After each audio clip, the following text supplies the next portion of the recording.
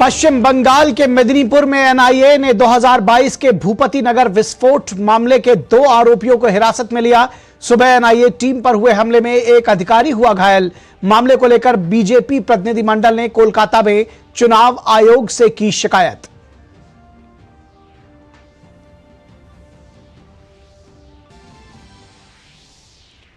प्रधानमंत्री ने सहारनपुर और अजमेर में की जनसभा।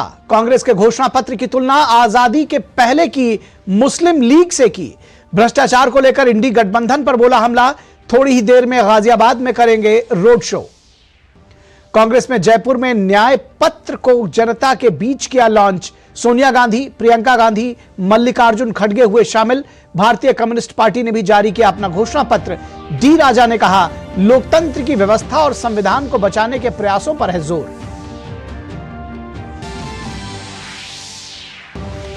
आम आदमी पार्टी के नेता मनीष सिसोदिया की न्यायिक हिरासत 18 अप्रैल तक बढ़ी। राउज एवेन्यू कोर्ट ने सिसोदिया समेत अन्य आरोपियों की बढ़ाई हिरासत। दिल्ली में नवजात शिशुओं की तस्करी का भंडाफोड़। केशवपुरम से सीबीआई ने मुक्त कराए 3 बच्चे, 7 आरोपियों को गिरफ्तार किया।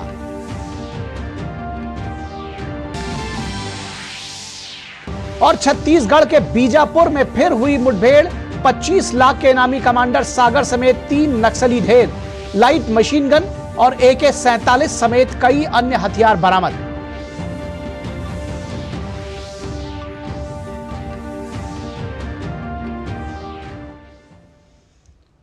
नमस्कार, डीडी न्यूज के इस बुलेटिन में आप सभी का स्वागत है। मैं हूं निखिल सिंह और आइए देखते हैं खबरों को विस्तार से। सबसे पहले खबर पश्चिम बंगाल से, जहां के पूर्वी मेदिनीपुर के भूपति नगर में राष्ट्रीय जांच एजेंसी ने दिसंबर 2022 के धमाके की जांच के सिलसिले में 2 लोगों को गिरफ्तार किया है। एनआईए आज सुबह तृणमूल कांग्रेस के नेता बलाय मैती और टीएमसी के एक कार्यकर्ता मनोब्रत हाजरा को पूछताछ के लिए ले जा रही थी। इसी दौरान एनआईए की टीम पर हमला कर दिया गया। आरोप है कि उसी समय ग्रामीणों ने दोनों की रिहाई की मांग करते हुए एनआईए की गाड़ी को घेर लिया और कार पर हमला शुरू कर दिया। इस दौरान कुछ लोगों ने गाड़ी पर पत्थर भी बरसाए। सूत्रों के मुताबिक इस हमले में एनआईए के एक अधिकारी घायल हो गए। एनआईए ने इस मामले में पुलिस में शिकायत की है। पुलिस ने कहा है कि भूपति नगर में केंद्रीय पुलिस बल का बड़ा जत्था तैनात कर दिया गया है। बता दें कि 2 दिसंबर 2022 को भूपति नगर थाने के भगवानपुर ब्लॉक के अर्जुन नगर ग्राम पंचायत के नैराबिला गांव में रात करीब 11 बजे भयानक बम विस्फोट हुआ था। घटना में तृणमूल बूथ अध्यक्ष राजकुमार मन्ना, उनके भाई देव कुमार मन्ना और विश्वजीत गायन की मौत हो गई थी। सूचना मिलने पर पुलिस इलाके में गई और मामला दर्ज कर लिया और उसकी जांच शुरू की गई थी। बाद में कोर्ट के आदेश पर एनआईए ने घटना की जांच अपने हाथ में ली थी। कोर्ट के आदेश पर विस्फोट की घटना की जांच करने पर एनआईए पर यह हमला किया गया और इस हमले में एनआईए के एक अधिकारी घायल हो गए हैं। तो बेहद ये एक सनसनीखेज घटना एक बार फिर से पश्चिम बंगाल में। और इस हमले को लेकर कोलकाता के चुनाव आयोग पहुंचे बीजेपी के प्रतिनिधिमंडल ने मुख्यमंत्री ममता बनर्जी पर निशाना साधा है। भाजपा नेता शिशिर बाजोरिया ने कहा कि मुख्यमंत्री ममता बनर्जी के आदेश का पालन करके ही एनआईए पर हमला किया गया है। कल हमारे मुख्यमंत्री महोदया ने कहा कि सेंट्रल एजेंसीज को पीटो, खास करके उन्होंने कल चिन्हित किया एनआईए को, और आज वो घटना घट गया। और हमारी मांग इलेक्शन कमीशन से है कि जो 5 अफसरान इसमें सीधा जिनका रोल है, जो ओसी हैं भूपति नगर के, वो एसडीपीओ जो हैं कौंटाई के, जो पुलिस सुपर है पूर्व मेदिनीपुर के, और जो एडीजी कानून व्यवस्था है और प्रदेश के डीजी, आप 5 को हटाओ। आप यदि बड़कों को नहीं हटाओगे तो ये छोटे छोटे को हटा के कुछ नहीं होता है। यदि एडीजी या डीजी के तरफ से हिदायत होता तो ऐसा हो ही नहीं सकता था। और एनआईए पर हमले की निंदा करते हुए पश्चिम बंगाल के राज्यपाल आनंद बोस ने कहा है कि इस तरह के हमले बर्दाश्त नहीं किए जाएंगे और मामले की जांच के बाद आरोपियों के खिलाफ सख्त कार्रवाई होगी। Strong action will be taken. This tendency of intimidating the investigating agencies is deplorable, will not be allowed, cannot be allowed. We will deal with it with an iron hand. और एनआईए की team पर ग्रामीणों द्वारा हमला किए जाने पर BJP ने ममता सरकार की आलोचना की है। भाजपा प्रवक्ता शहजाद पूनावाला ने कहा कि इस पूरे घटनाक्रम में टीएमसी के नेता उकसाते हैं, तुरंत टीएमसी के नेता उसको जस्टिफाई भी करते हैं। एक एनआईए की टीम जब भूपति नगर पश्चिम बंगाल के ईस्ट मिदनापुर में 2022 के बॉम्ब ब्लास्ट के केस को इन्वेस्टिगेट करने के लिए पहुंचती है, जो कि एक टीएमसी के नेता के घर में हुआ था, जिसमें कि 3 लोग मारे गए थे, तब उसी प्रकार से जिस प्रकार से संदेश खाली 1.0 हुआ, संदेश खाली 2.0 करवाकर एनआईए टीम के ऊपर सुनियोजित ढंग से, ऑर्केस्ट्रेटेड और स्पॉन्सर्ड तरीके से, state sponsored, state patronise, state protected, state organised हमला करवाया जाता है, ताकि जो जांच एनआईए करना चाहती है आतंक के विषय में, ब्लास्ट के विषय में, उस आतंक की इन्वेस्टिगेशन में रोड़ा अटकाया जा सके। और एनआईए टीम पर हुए हमले को लेकर पश्चिम बंगाल कांग्रेस अध्यक्ष अधीर रंजन चौधरी ने कहा कि हमारे देश में न्यायपालिका और कानून है, अगर ईडी और सीबीआई के खिलाफ कोई शिकायत है तो कोर्ट में जाना चाहिए। बंगाल में कभी सीबीआई, कभी ईडी, कभी एनआईए पर अगर यहां के गुंडे लोग सरकार की मदद से हमलावर हो तो इनको हम घोर निंदा करते हैं। एनआईए, ईडी, सीबीआई सही करे या गलत करे अलग बात है। ईडीआई, सीबीआई को इस्तेमाल जिस तरीके किए जा रहे हैं, बेजा इस्तेमाल, दुरुपयोग जिस तरीके के किए जा रहे हैं, चाहे उसके चलते हेमंत सोरेन और अरविंद केजरीवाल जैसे लोगों को जेल में सर रहने पड़े, जेल में बंदी रहने पड़ी, इनके खिलाफ कांग्रेस पार्टी और बाकी सारे इंडिया की घटक दल सब मिलकर आंदोलन हम लोग छेड़े हैं। तो बेहद महत्वपूर्ण घटनाक्रम है पश्चिम बंगाल के मेदिनीपुर से, और इस पूरे विषय पर बातचीत करने के लिए हमारे संवाददाता प्रसेनजीत बख्शी हमारे साथ जुड़े हुए हैं और वरिष्ठ पत्रकार विजय त्रिवेदी भी हमारे साथ जुड़े हैं। विजय जी, बहुत स्वागत है आपका। प्रसेनजीत बख्शी, स्वागत है। और प्रसेनजीत, आपके पास सबसे पहले आएंगे और इस बात को जानना चाहेंगे आपसे, एक तो ताज़ा अपडेट्स, क्या कोई गिरफ्तारी इसमें हो सकी है? क्या राज्य सरकार की तरफ से अभी तक कोई रिएक्शन इस पर आया है? क्या हो रहा है पश्चिम बंगाल में? निखिल, देखिए, प्रदेश सरकार की तरफ से या तृणमूल की तरफ से अभी तक कुछ बताया नहीं गया, लेकिन 5:30 बजे तृणमूल की तरफ से एक प्रेस कॉन्फ्रेंस रखा गया है। पता नहीं उसमें अगर कुछ बताए तो हो सकता है कि उनकी ऑफिशियल जो सफाई है वो सफाई हमारे पास आए। पहली बात तो ये। दूसरी बात है कि लोकल लेवल पे और कोई गिरफ्तारी तो नहीं हुआ है, लेकिन जिन दोनों को एनआईए वहां से पूछताछ के लिए पहले, जिनके कारण ये एनआईए की गाड़ी के ऊपर ये हमला, उन दोनों को एनआईए गिरफ्तार कर लिए हैं।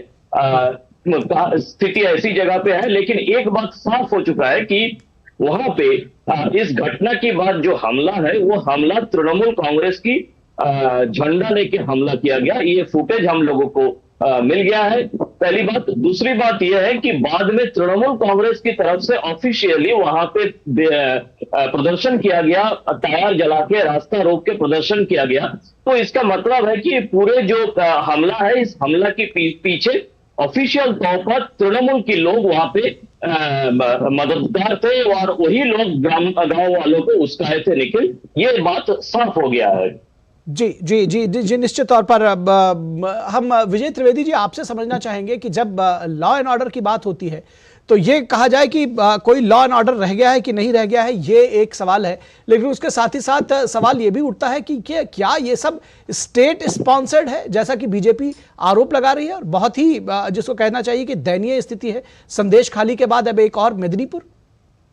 जी निखिल, जिस तरह से बात हुई है, जो हमला हुआ है, प्रसेनजीत जो आपके संवाददाता हैं वो भी जिस बात का जिक्र कर रहे हैं, मसला यह है कि एक तो law and order state government की जिम्मेदारी होती है, राज्य सरकार की जिम्मेदारी होती है लॉ एंड ऑर्डर को लेकर, कानून को लेकर।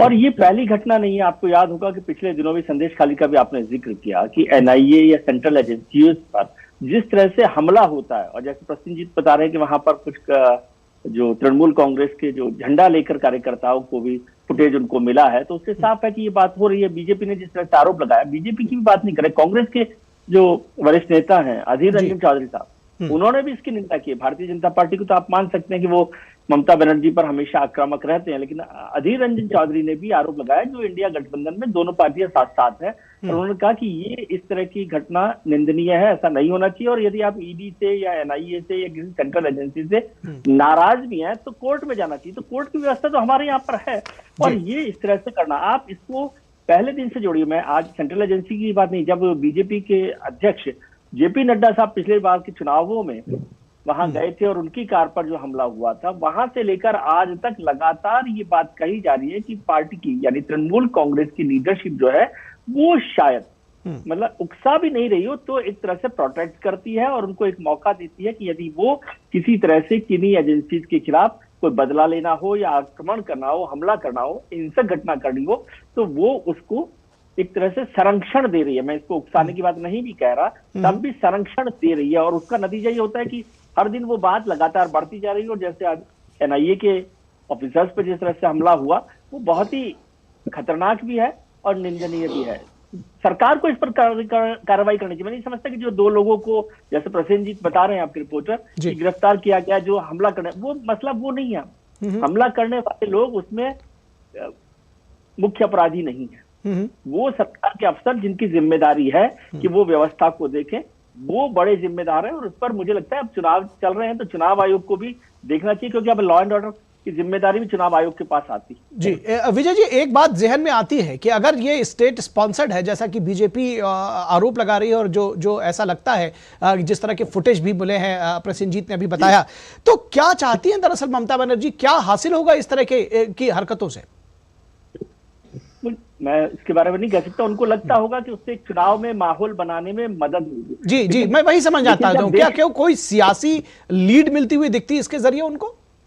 सियासी लीड, यदि आप चुनावी लड़ाई को ठीक से नहीं लड़ पा रहे और कई बार आपको लगता है कि आप कमजोर पड़ रहे हैं, तो फिर आप अपने कार्यकर्ता को उकसाने के लिए, उसे थोड़ा सा और आगे बढ़ाने के लिए या अपना माहौल बनाने के लिए ये करते हैं, और इससे ये भी जाहिर करते हैं कि भाई हम इस पार्टी के खिलाफ हैं, ये ऑफिसर जो है इस सरकार के हैं, इस सरकार की पार्टी कौन है, तो उसके खिलाफ उस चुनावी लड़ाई को, यदि चुनावी लड़ाई तो चुनाव के तरीके से लड़ी जाती है निखिल, वोट से लड़ी जाती है। और ममता बनर्जी बहुत ताकतवर, तृणमूल कांग्रेस पश्चिम बंगाल में ताकतवर पार्टी है, सरकार में है लगातार, और पिछले लोकसभा चुनावों में उसने अच्छा प्रदर्शन किया, तो इस तरह की चिंता उनको नहीं रहनी चाहिए। वोट की लड़ाई वोट से लड़ी। जी प्रसेनजीत, लड़ाई को वोट से ही लड़ा जा सकता है, हिंसा से नहीं लड़ा जा सकता। बिल्कुल। प्रसेनजीत, आपसे भी यही सवाल कि क्या संदेश देना चाहती ममता बनर्जी अगर ये स्टेट स्पॉन्सर्ड है, जैसे कि आप कह रहे हैं कि आपके पास फुटेज भी है, और दूसरा आम जनता का क्या रिएक्शन है इस पर? देखिए, मैं इसलिए इसको उस्काने की ये कह रहा हूं क्योंकि कल या परसों कुछ बिहार में ममता बनर्जी अपने भाषण में चुनाव प्रचार के दौरान उन्होंने ये बताया था, एनआईए की नाम लेकर या और बाकी सेंट्रल एजेंसियों की नाम लेकर कि आप डरिए मत और डट के इनका सामना करिए। अब देखिए, एक ममता बनर्जी जैसे नेता अगर किसी अपने इस गांव की जो समर्थक है उनको कह रही है कि आप डट के सामना कीजिए, तो ये डट के सामना करने की क्या स्वरूप है उस गांव के लोगों के लिए? इसी तरह की स्वरूप है कि जैसे विजय कह रहा था कि ये मतलब ये जो एनआईए या सीबीआई या आईटी या कुछ भी हो, ये सारे सेंट्रल एजेंसी है, सेंट्रल में सरकार बीजेपी का है, मतलब A+B² फॉर्मूला की ये सेंट्रल एजेंसी बीजेपी का है, इसीलिए आप इनका डांट के सामना कीजिए, इसीलिए इनके ऊपर हमला कीजिए, यही A+B² फॉर्मूला निकालते हैं। तो इसीलिए मैं इसको उस्काने की बात कह रहा था। संरक्षण तो है ही, क्योंकि देखिए उसी भाषण में शायद या आज की भाषण में ममता बनर्जी संदेश खाली के बारे में फिर से सफाई देने की कोशिश की है कि वहां पे जो कुछ भी हुआ है वो ऐसा नहीं है कि वो नंदीग्राम या सिंगूर है। ये किसी तुलना की बात नहीं है कि नंदीग्राम से तुलना करना पड़ेगा या सिंगूर से तुलना करना पड़ेगा, वो सब कुछ अलग अलग इशू है और संदेश खाली भी अलग है। कि संदेश खाली को नंदीग्राम या सिंगूर से तुलना करके इसको डाइल्यूट करने की जो कोशिश ममता बनर्जी की तरफ से है, ये भी एक तरह की मैं उस्काने की बात कहूंगा कि ये ठीक नहीं है। सारे के सारे चीजों को एजेंसियों के साथ जोड़कर, सारे के सारे चीजों को बीजेपी के साथ जोड़कर अगर इस तरह से उन्होंने अपना भाषण में कहती रही तो आने वाले 2 महीनों तक जो हमारे चुनाव है वो चुनाव काफी खतरनाक होने जा रहा है, जो विजय जी कह रहे थे। जी, अगर इसका प्रसेनजीत कोई चुनाव में फायदा हो सकता है मान लीजिए, तो उस तरह से देख रही ममता बनर्जी, या फिर इसको ऐसे समझना चाहिए कि चीजों को ढकने के लिए, दबाने के लिए, छिपाने के लिए इस तरह के हमले किए जा रहे हैं कि आपके पास कोई चारा नहीं है, अब सेंट्रल एजेंसीज पहुंच गई हैं तो और क्या किया जाए? देखिए ये तो सही है, लेकिन एक बात मैं कहना चाहूंगा कि 2021 के विधानसभा चुनाव में जो बहिरागत कोनोटेशन या ये जो कोट अनकोट बहिरागत शब्द का आमदनी किया गया था, उससे ममता बनर्जी को लगा कि वो सफल है। मतलब वो तीसरी बार के लिए सरकार बना पाई, बीजेपी 77 में सिमट गई। तो अब इस बार फिर उनको लगने लगा कि अगर इस तरह से ये सारे एनआईए या सीबीआई ये सबको बहिरागत की एक धब्बा लगा दे इनके ऊपर, तो हो सकता है कि आने वाले चुनाव में कुछ फायदा तृणमूल कांग्रेस को मिल जाए। लेकिन इस बार क्या है कि ये लोकसभा की चुनाव है, तो लोकसभा की चुनाव में ये कहा तक ममता के लिए फायदेमंद होने जा रहा है ये मुझे पता नहीं है, लेकिन इससे माहौल बिगड़ता, जिस माहौल की बात विजय जी कह रहे थे, वो माहौल बन रहा है या बिगड़ रहा है ये समझना तो काफी जरूरी है। जो फील्ड में पत्रकार काम कर रहे हैं वो समझ रहे हैं कि माहौल किस तरह से खतरनाक होते जा रहा है। जी जी बिल्कुल विजय जी, जो बात प्रसेनजीत कर रहे हैं उसी बात को आगे बढ़ाना चाहेंगे आपसे कि क्या इसको सियासत के तौर पर कैसे देखते हैं? कोई पॉलिटिकल मैसेज भी देने की कोशिश की जा रही है इसके जरिए? बिल्कुल, जो प्रसेनजीत साहब ने बात कही वही बात हो रही है। पहले आपने आउटसाइडर का जिक्र किया, अब आउटसाइडर, अब तो आपने अपने कैंडिडेट से आउटसाइडर्स ले लिए। अब वो लड़ाई वहां पर नहीं लड़ी जा रही है। और दूसरी बात, जिस तरह से वो मैसेज दे रही है कि अब ये पॉलिटिकल लड़ाई थ्रू वायलेंस आप लड़ना चाहिए, किसी भी तरह से इस चुनाव को जीतना है, ये जब आपके मन में आ जाता है, या जब मन में ये लगने लगे कि कहीं हम ये लड़ाई हार नहीं जाए, हारने का जब डर बनता है तो फिर हिंसा का सहारा आमतौर पर लिया जाता है। अभी जैसे संदेश खाली का जिक्र हुआ, आप कह रहे हैं कि यदि वहां पर ममता बनर्जी को लगता है कि कोई बड़ा मसला नहीं है, वो बोल रही हैं कि बड़ा मसला नहीं है, तो फिर वहां पर कैंडिडेट बदलने की क्या जरूरत है? इसका मतलब ममता बनर्जी साहब को, मुख्यमंत्री जी को ये लगा होगा कि संदेश खाली का मैसेज गलत जा रहा है और वो एक बड़ी चिंता का विषय हो सकता है, तो उन्होंने वहां से सिटिंग एमपी का टिकट बदल दिया है। उसका चर्चा वहां पर हो रही है, तो वहां पर एक नए कैंडिडेट को लाए क्योंकि उनको लगा कि इसकी एंटी इनकम्बेंसी है, ऐसी नाराजगी हो सकती है। और ये जो तमाम एजेंसीज के खिलाफ जो आप भड़का रहे हैं, यदि ऐसा आरोप सही है कि इस तरह की बात हो रही है, और प्रसेनजीत खुद कह रहे हैं, वो तो रिपोर्टर के तौर पर इस बात का जिक्र कर रहे हैं कि मुख्यमंत्री जी ने इस तरह का मैसेज दिया कि इनके खिलाफ आपको लड़ाई लड़नी है एनआईए या सेंट्रल एजेंसीज के, तो मैं कह रहा हूँ चुनाव जीत भी जाए, हो सकता है। आपकी बात से या प्रसेनजीत की बात से मैं सहमत हूँ कि वो इसका चुनावी फायदा उठा ले, सियासी फायदा उठा ले, लेकिन ये सियासी फायदा प्रदेश की जनता के लिए नुकसान वाला होगा। और ये भी समझिए कि आप भी की सरकार, ये लोकसभा चुनाव के बाद भी यदि मोदी सरकार ही दोबारा आती है, तब भी राज्य में तो बंगाल में, पश्चिम बंगाल में तो मुख्यमंत्री वही रहेंगी, तो उनको ये लॉ एंड ऑर्डर को संभालना मुश्किल होगा। ये भस्मासुर जैसा है सर। जी जी जी बिल्कुल ये आपने सही कहा कि हाँ, कि एक भस्मासुर की तरह है, एक गलत प्रेसिडेंट सेट करना है और साथ ही साथ राज्य की जो छवि है पूरे देश और दुनिया में वो भी एक गलत बन रही है निश्चित तौर पर। बहुत शुक्रिया विजय जी इस तमाम बातचीत के लिए। प्रसेनजीत बख्शी, आपका भी शुक्रिया हमारे साथ जुड़ने के लिए, इस बात के लिए। और अब बात करेंगे 24 के चुनौती की।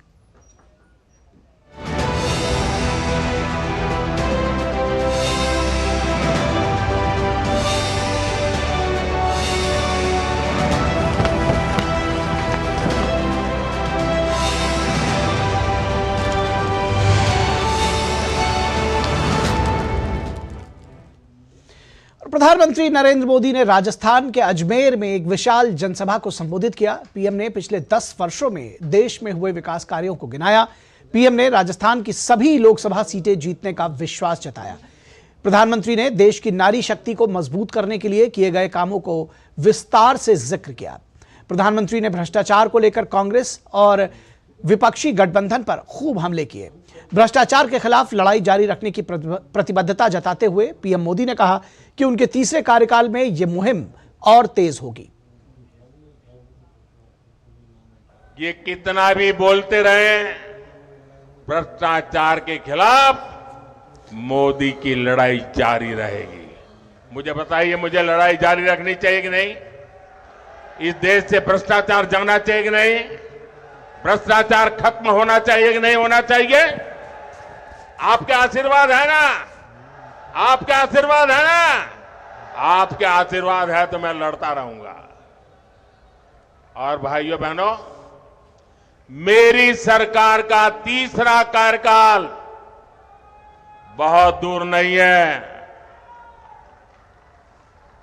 पहले 100 दिन में भ्रष्टाचार के खिलाफ बीजेपी सरकार और भी बड़े फैसले लेने जा रही है। मैं तैयारी करके बैठा हूं, सारी तैयारी शुरू कर दी है। और इसलिए मैं कहता हूं, 10 साल में जो कार्रवाई देखी वो तो ट्रेलर है, अभी तो बहुत कुछ होना बाकी है। और अजमेर से पहले पीएम मोदी ने उत्तर प्रदेश के सहारनपुर में एक विशाल जनसभा को संबोधित किया। प्रधानमंत्री ने कांग्रेस के चुनावी घोषणा पत्र को देश की आशा आकांक्षाओं से कोसों दूर बताया। पीएम ने कहा कि कांग्रेस के घोषणा पत्र में मुस्लिम लीग वाली सोच हावी है।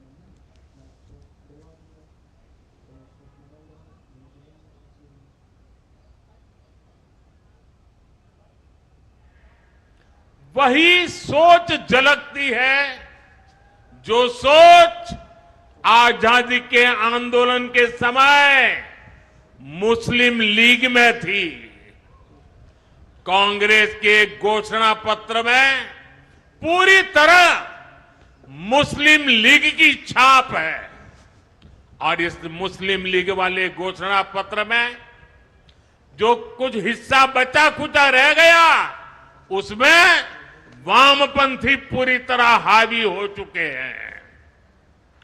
कुल मिलाकर कांग्रेस इसमें दूर दूर तक नहीं दिखाई देती है। ऐसी कांग्रेस 21वीं सदी में भारत को आगे नहीं बढ़ा सकती। और प्रधानमंत्री ने भ्रष्टाचार को लेकर विपक्षी गठबंधन पर कड़ा प्रहार किया।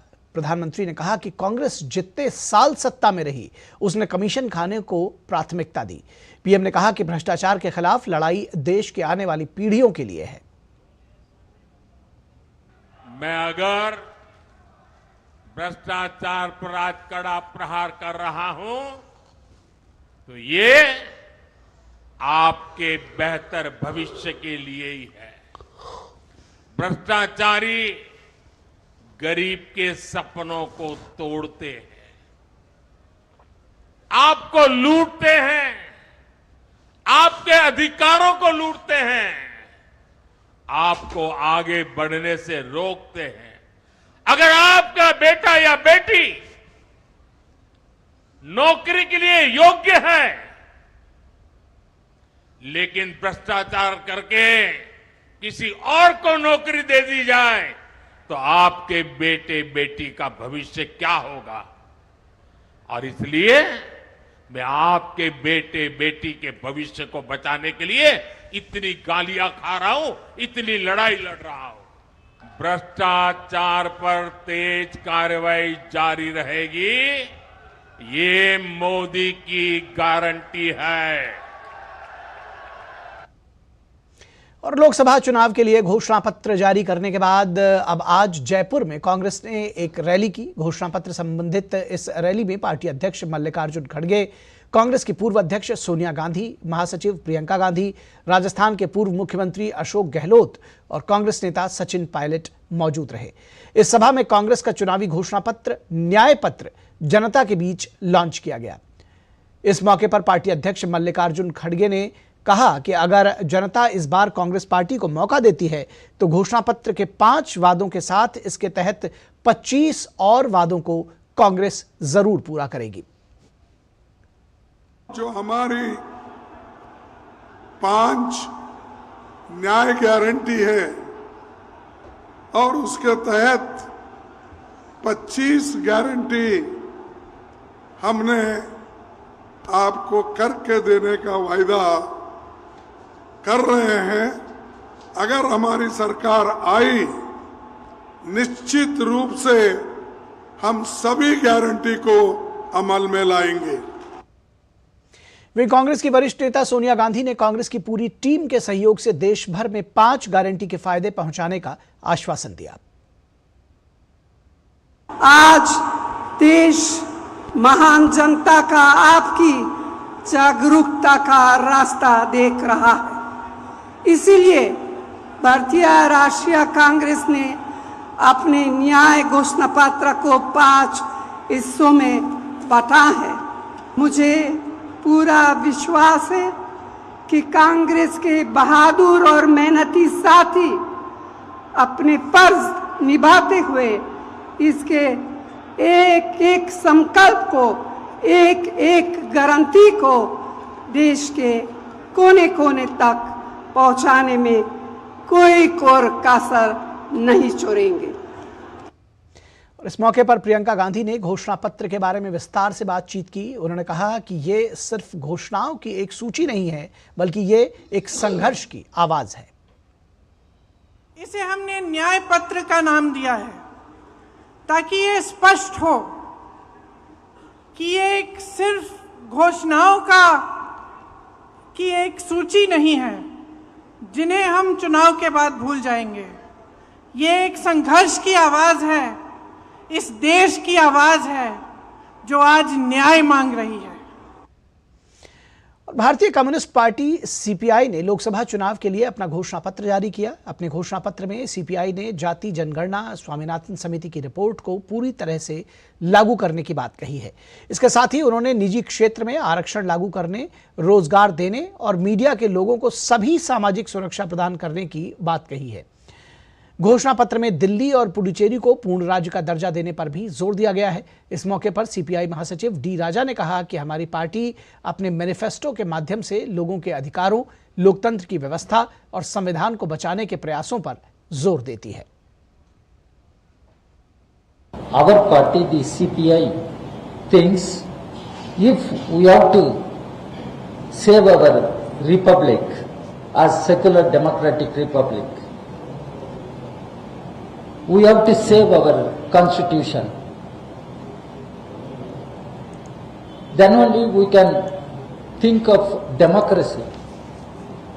Already democracy is in peril.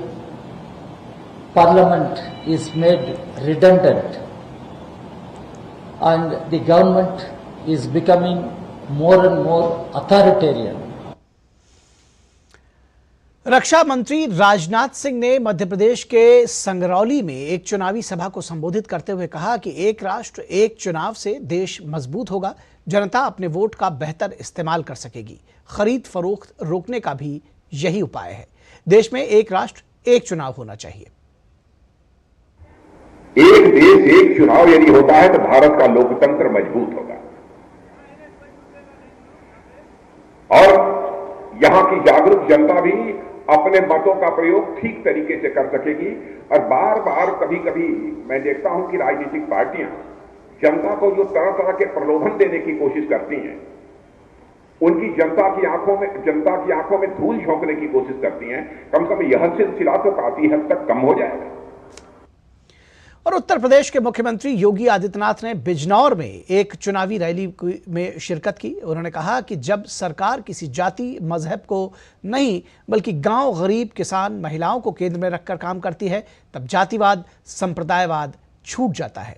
Uttar Pradesh के मुख्यमंत्री ने कहा कि ऐसे हालात में एक ही मंत्र गूंजता है, सबका साथ, सबका विकास। उन्होंने कहा कि आज ये मंत्र दुनिया में गूंज रहा है। जब सरकार किसी जाति, मत और मजहब को नहीं बल्कि गांव को, गरीब को, किसान को, नौजवान को, महिलाओं को केंद्र में रख करके कार्य करती है, तब जातिवाद छूट जाता है, तब संप्रदायवाद छूट जाता है, तब तुष्टीकरण की नीति तिरोहित हो जाती है, तब एक ही मंत्र गूंजता है, वह मंत्र है सबका साथ और सबके विकास का। आज ये मंत्र दुनिया के अंदर गूंज रहा है। केंद्रीय मंत्री और बीजेपी नेता स्मृति ईरानी ने तमिलनाडु के उत्तरी चेन्नई से भाजपा उम्मीदवार आर.सी. पॉल कनगराज के साथ रोड शो किया। विपक्षी गठबंधन पर तीखा हमला करते हुए स्मृति ईरानी ने कहा कि गठबंधन के नेता राज्यों में तो आपस में लड़ते रहते हैं, लेकिन जब दिल्ली आते हैं तो गले मिलने लगते हैं। saw that in Wayanad the India Alliance is fighting, but when the India Alliance meets in Delhi, they are hugging each other. And today I am in Tamil Nadu. I can only say in Delhi they are hugging, in Kerala they are begging, and in Tamil Nadu they are thugging. The question arises for every citizen, when the Congress party, even after colossal losses, has the arrogance to threaten the country, can such a Congress party then protect democracy in India? और देश में नई सरकार के गठन के लिए झारखंड समेत देश भर में चुनावी प्रक्रिया जारी है। निर्वाचन आयोग द्वारा निर्धारित कार्यक्रमों के मुताबिक देश में 7 चरणों में लोकसभा चुनाव होंगे। झारखंड के गढ़वा जिला अंतर्गत बूढ़ा पहाड़ में इस बार का चुनाव बेहद खास होने जा रहा है। दरअसल यहां दशकों बाद बुलेट की जगह बैलेट का जलवा दिखेगा। देखिए ये विशेष रिपोर्ट। गढ़वा के बूढ़ा पहाड़ में करीब 3 दशक बाद बुलेट की जगह बैलेट पेपर का जलवा होगा, क्योंकि यह इलाका पूरी तरीके से नक्सलियों से मुक्त हो गया है और उनके फरमान से अब लोग को कोई फर्क नहीं पड़ता, क्योंकि सीआरपीएफ और सुरक्षा बलों ने यहां पर कमान संभाली है और लोगों में एक विश्वास पैदा हुआ है कि वो अब निर्भीक होकर स्वतंत्र मतदान कर सकते हैं। झारखंड के गढ़वा जिला अंतर्गत बूढ़ा पहाड़ में पूर्व में भी चुनाव हुए हैं, लेकिन नक्सलियों के गढ़ समझे जाने वाले इस क्षेत्र में मतदान करना और मनपसंद प्रतिनिधि का चुनाव करना खतरे से खाली नहीं था। वोटर या तो मतदान से रोके जाते थे या फिर उन्हें नक्सलियों के फरमान के अनुसार इसमें हिस्सा लेना पड़ता था।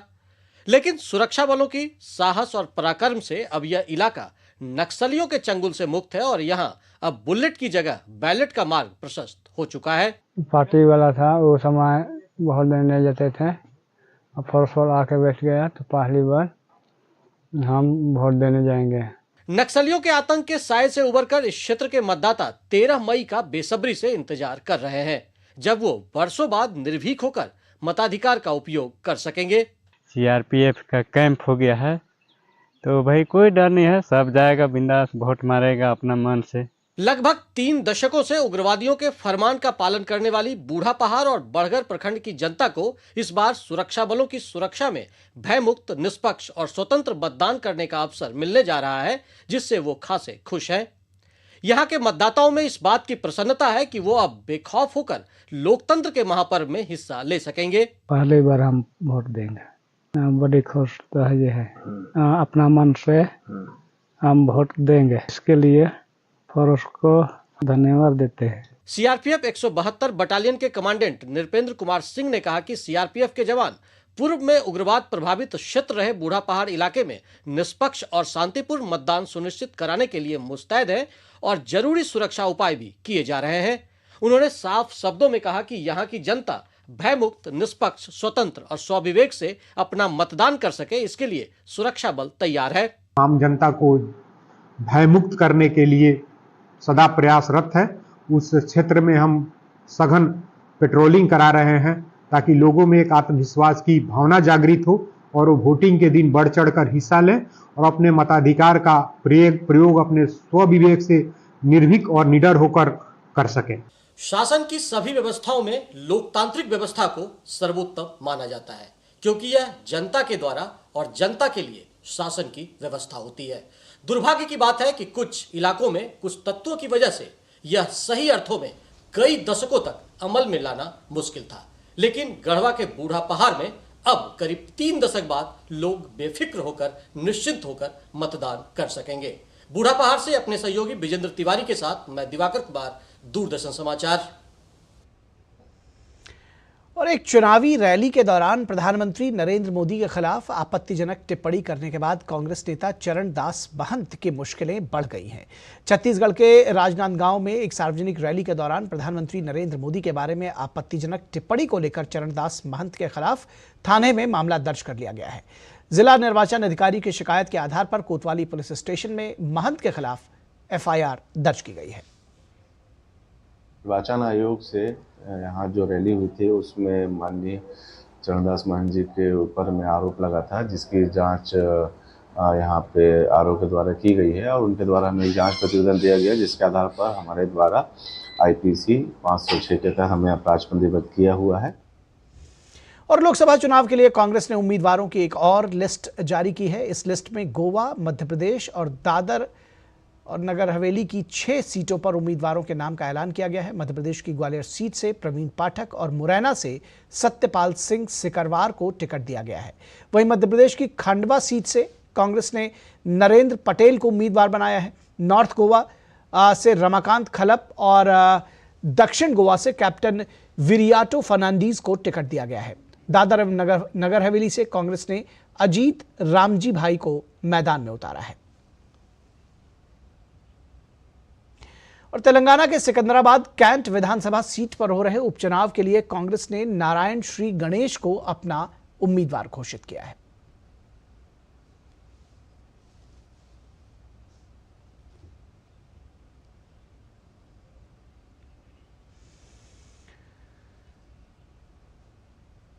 और इस लिस्ट के साथ ही कांग्रेस पार्टी ने उत्तराखंड के लिए स्टार प्रचारकों की एक सूची भी जारी की है। इसमें 40 नेताओं के नाम सूची में शामिल किए गए हैं। ये स्टार प्रचारक उत्तराखंड की 5 लोकसभा सीट अल्मोड़ा, गढ़वाल, नैनीताल, उधम सिंह नगर, हरिद्वार और टिहरी गढ़वाल सीट पर कांग्रेस प्रत्याशियों के पक्ष में प्रचार करेंगे। इसमें मल्लिकार्जुन खड़गे, राहुल गांधी, प्रियंका गांधी, कुमारी शैलजा, जितेंद्र सिंह, सलमान खुर्शीद, गुरदीप सिंह सप्पल, सुखविंदर सिंह सुक्खू, अलका लांबा, अमरिंदर सिंह राजा, बारिंग, हरीश रावत, करण महारा, यशपाल आर्य, प्रीतम सिंह, भुवन चंद्र कापड़ी, काजी निजामुद्दीन, मयूख माहर, तिलक राज बेहर, ममता राकेश, मनोज तिवारी, फुरकान अहमद, हरीश सिंह धामी, मदन सिंह बिष्ट, विक्रम सिंह नेगी, आदेश सिंह चौहान, गोपाल सिंह राणा, अनुपमा रावत, कुशल सिंह अधिकारी, सुमित हृदयेश, रवि बहादुर, बीरेंद्र जाति, गोविंद सिंह कुंजवाल, जीत राम, मंत्री प्रसाद नैथानी, हरक सिंह रावत, नव प्रभात, दिनेश अग्रवाल, शूरवीर सिंह राजवान, ब्रह्मस्वरूप ब्रह्मचारी, ज्योति रौतेला का नाम शामिल है। और चुनाव आयोग मणिपुर में मतदाताओं की अधिकतम भागीदारी सुनिश्चित करने के लिए कई उपाय कर रहा है। आयोग ने पिछले साल मई में शुरू हुई जातीय हिंसा के कारण विभिन्न राहत शिविरों में शरण लेने वाले स्थानीय विस्थापित व्यक्तियों को मतदान की सुविधा प्रदान करने के लिए राज्य भर में 94 विशेष मतदान केंद्र स्थापित करने का निर्णय लिया है। पहले चरण के मतदान के लिए चुनाव आयोग ने 2 पहाड़ी जिलों चुराचांदपुर और कांगपो कपी सहित 7 जिलों में 85 विशेष मतदान केंद्र स्थापित करने का निर्णय लिया है, जबकि स्थानीय रूप से विस्थापित व्यक्ति जिरीबाम सहित 3 जिलों में स्थापित किए जाने वाले 9 विशेष मतदान केंद्रों पर अपना वोट डालेंगे। चुनाव अधिकारियों ने राहत शिविरों में रहने वालों को मतदान के दिन किसी तरह की परेशानी न हो, इसके लिए सभी राहत शिविरों में 17,400 से अधिक आईडी फॉर्म पहले ही वितरित कर दिए हैं। अब तक करीब 9,900 फॉर्म चुनाव अधिकारियों के पास जमा हो चुके हैं। तो 24 की चुनौती में बस इतना ही।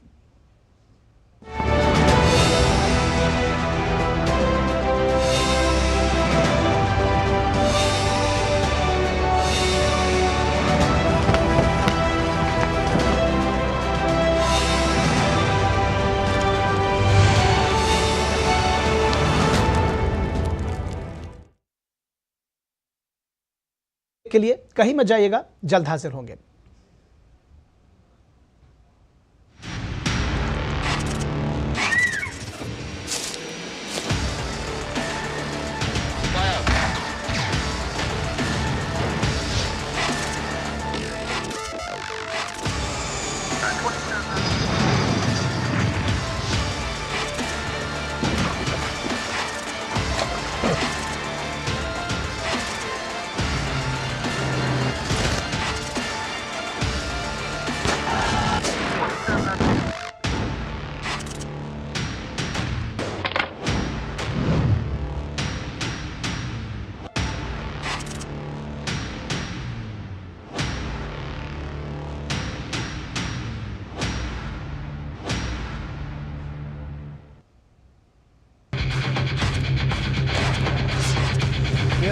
खबर आ रही है। ब्रेकिंग न्यूज की रेस से हटकर हम लेकर आते हैं आपके लिए सार्थक, सकारात्मक और प्रेरणादायी खबरें। खबरें सिर्फ हाथ से नहीं होते, खबरें अच्छी भी होती हैं जो देती है हौसला, बढ़ाती है आत्मविश्वास। मुश्किल वक्त में भी जब लोगों ने दिखाया कुछ कर गुजरने का जज्बा, हम लेकर आते हैं अपने इस खास कार्यक्रम में आम लोगों के जज्बे की कहानियाँ। देखिए मेरे साथ गुड न्यूज जज्बा इंडिया का।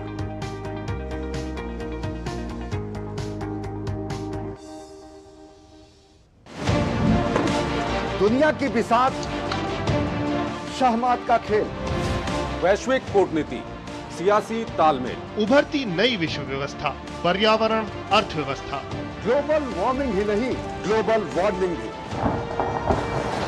जंग का जुनून हो या शांति की पहल, सभी वैश्विक हलचल, खबर जो करे खबरदार,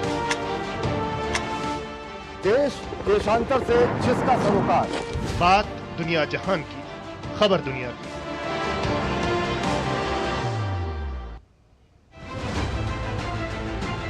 दुनिया की सबसे तेज रफ्तार और 5वीं सबसे बड़ी अर्थव्यवस्था, विश्व स्तर के बुनियादी ढांचे, भारत की फिनटेक क्रांति की कहानी मेक इन इंडिया और स्टार्टअप इंडिया की सफलता की, आर्थिक जगत की सुर्खियां आम आदमी के लिए क्या है मायने। स्वागत है आपका ब्रेक के बाद और आपको सीधे लिए चलेंगे गाजियाबाद, जहां प्रधानमंत्री नरेंद्र मोदी एक रोड शो में हिस्सा ले रहे हैं। ये तस्वीरें आप सीधे गाजियाबाद से देख रहे हैं। साथ पे उत्तर प्रदेश के मुख्यमंत्री योगी आदित्यनाथ और बीजेपी प्रत्याशी अतुल गर्ग मौजूद हैं।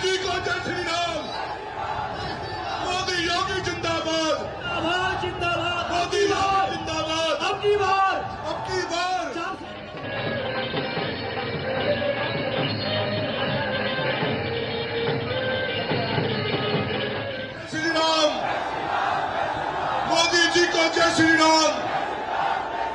मोदी जी की हार, मैं हूं मोदी का परिवार, मैं हूं मोदी का परिवार। मोदी योगी जिंदाबाद, मोदी योगी जिंदाबाद। मोदी जी को जय श्री राम, मोदी जी को जय श्री राम, मोदी जी को जय श्री राम, मोदी जी को जय श्री राम, मोदी जी को जय श्री राम, मोदी जी को जय श्री राम।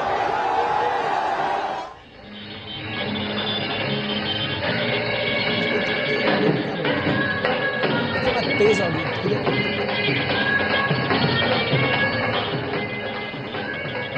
तो ये तस्वीरें आप देख रहे हैं गाजियाबाद से, जहां प्रधानमंत्री नरेंद्र मोदी एक रोड शो में हिस्सा ले रहे हैं। आप देख सकते हैं किस तरह से जबरदस्त भीड़ उमड़ी है प्रधानमंत्री नरेंद्र मोदी का स्वागत करने के लिए। उनकी एक झलक पाने के लिए लोगों का हुजूम उमड़ पड़ा है। जगह जगह सांस्कृतिक कार्यक्रम भी किए जा रहे हैं। नृत्य और गायन के द्वारा भी प्रधानमंत्री नरेंद्र मोदी का स्वागत किया जा रहा है और सड़क के दोनों ओर जबरदस्त भीड़ उमड़ी हुई है प्रधानमंत्री नरेंद्र मोदी की एक झलक पाने के लिए।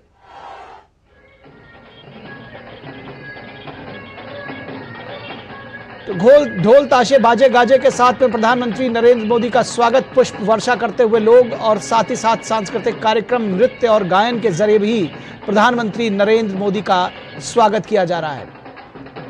बड़ी संख्या में बहुत बड़ी भीड़ उमड़ी है। ये आप तस्वीरें देखिए किस तरह से सड़क के दोनों ओर खचाखच भरे हुए हैं लोग। जगह तिल रखने की जगह जिसको कहते हैं कि नहीं मिल रही है, और जबरदस्त भीड़ उमड़ी हुई है प्रधानमंत्री नरेंद्र मोदी के स्वागत के लिए। गाजियाबाद में प्रत्याशी अतुल गर्ग के समर्थन में ये रोड शो कर रहे हैं प्रधानमंत्री नरेंद्र मोदी। साथ में उत्तर प्रदेश के मुख्यमंत्री योगी आदित्यनाथ भी मौजूद हैं।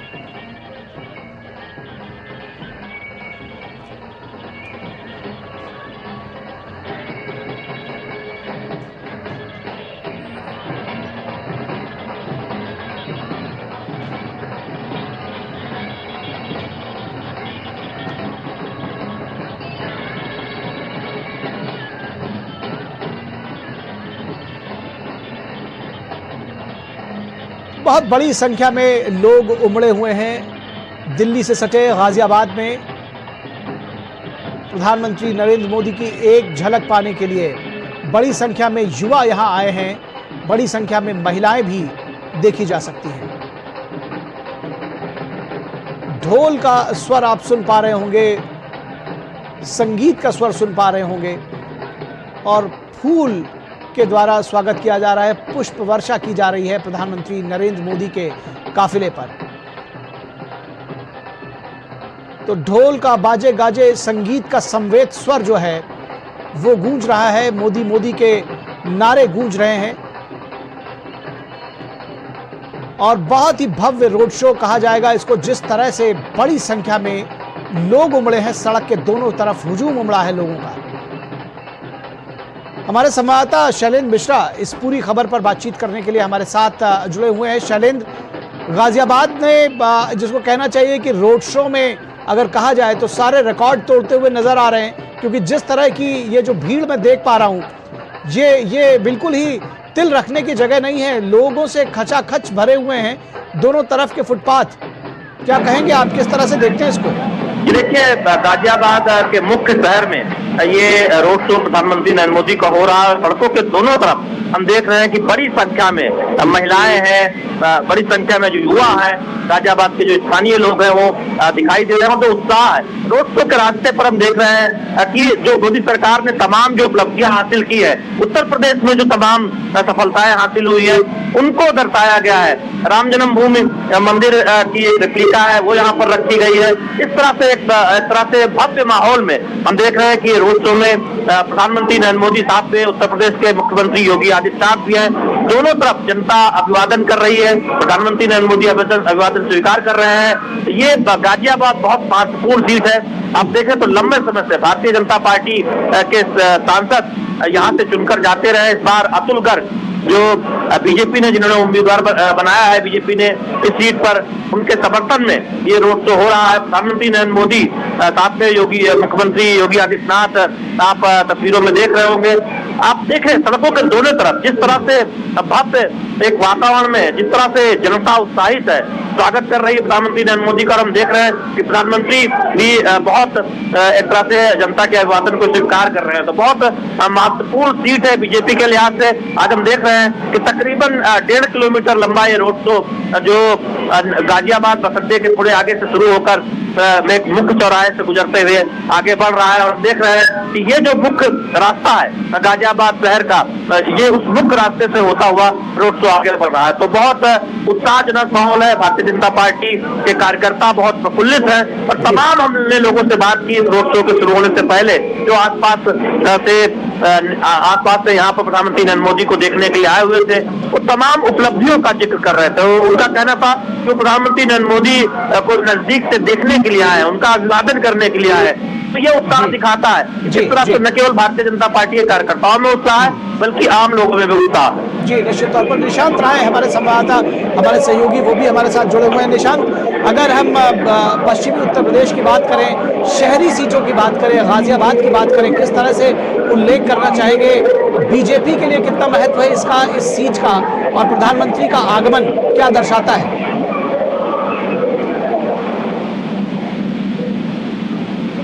निशांत, आप हमारे साथ जुड़े हुए हैं।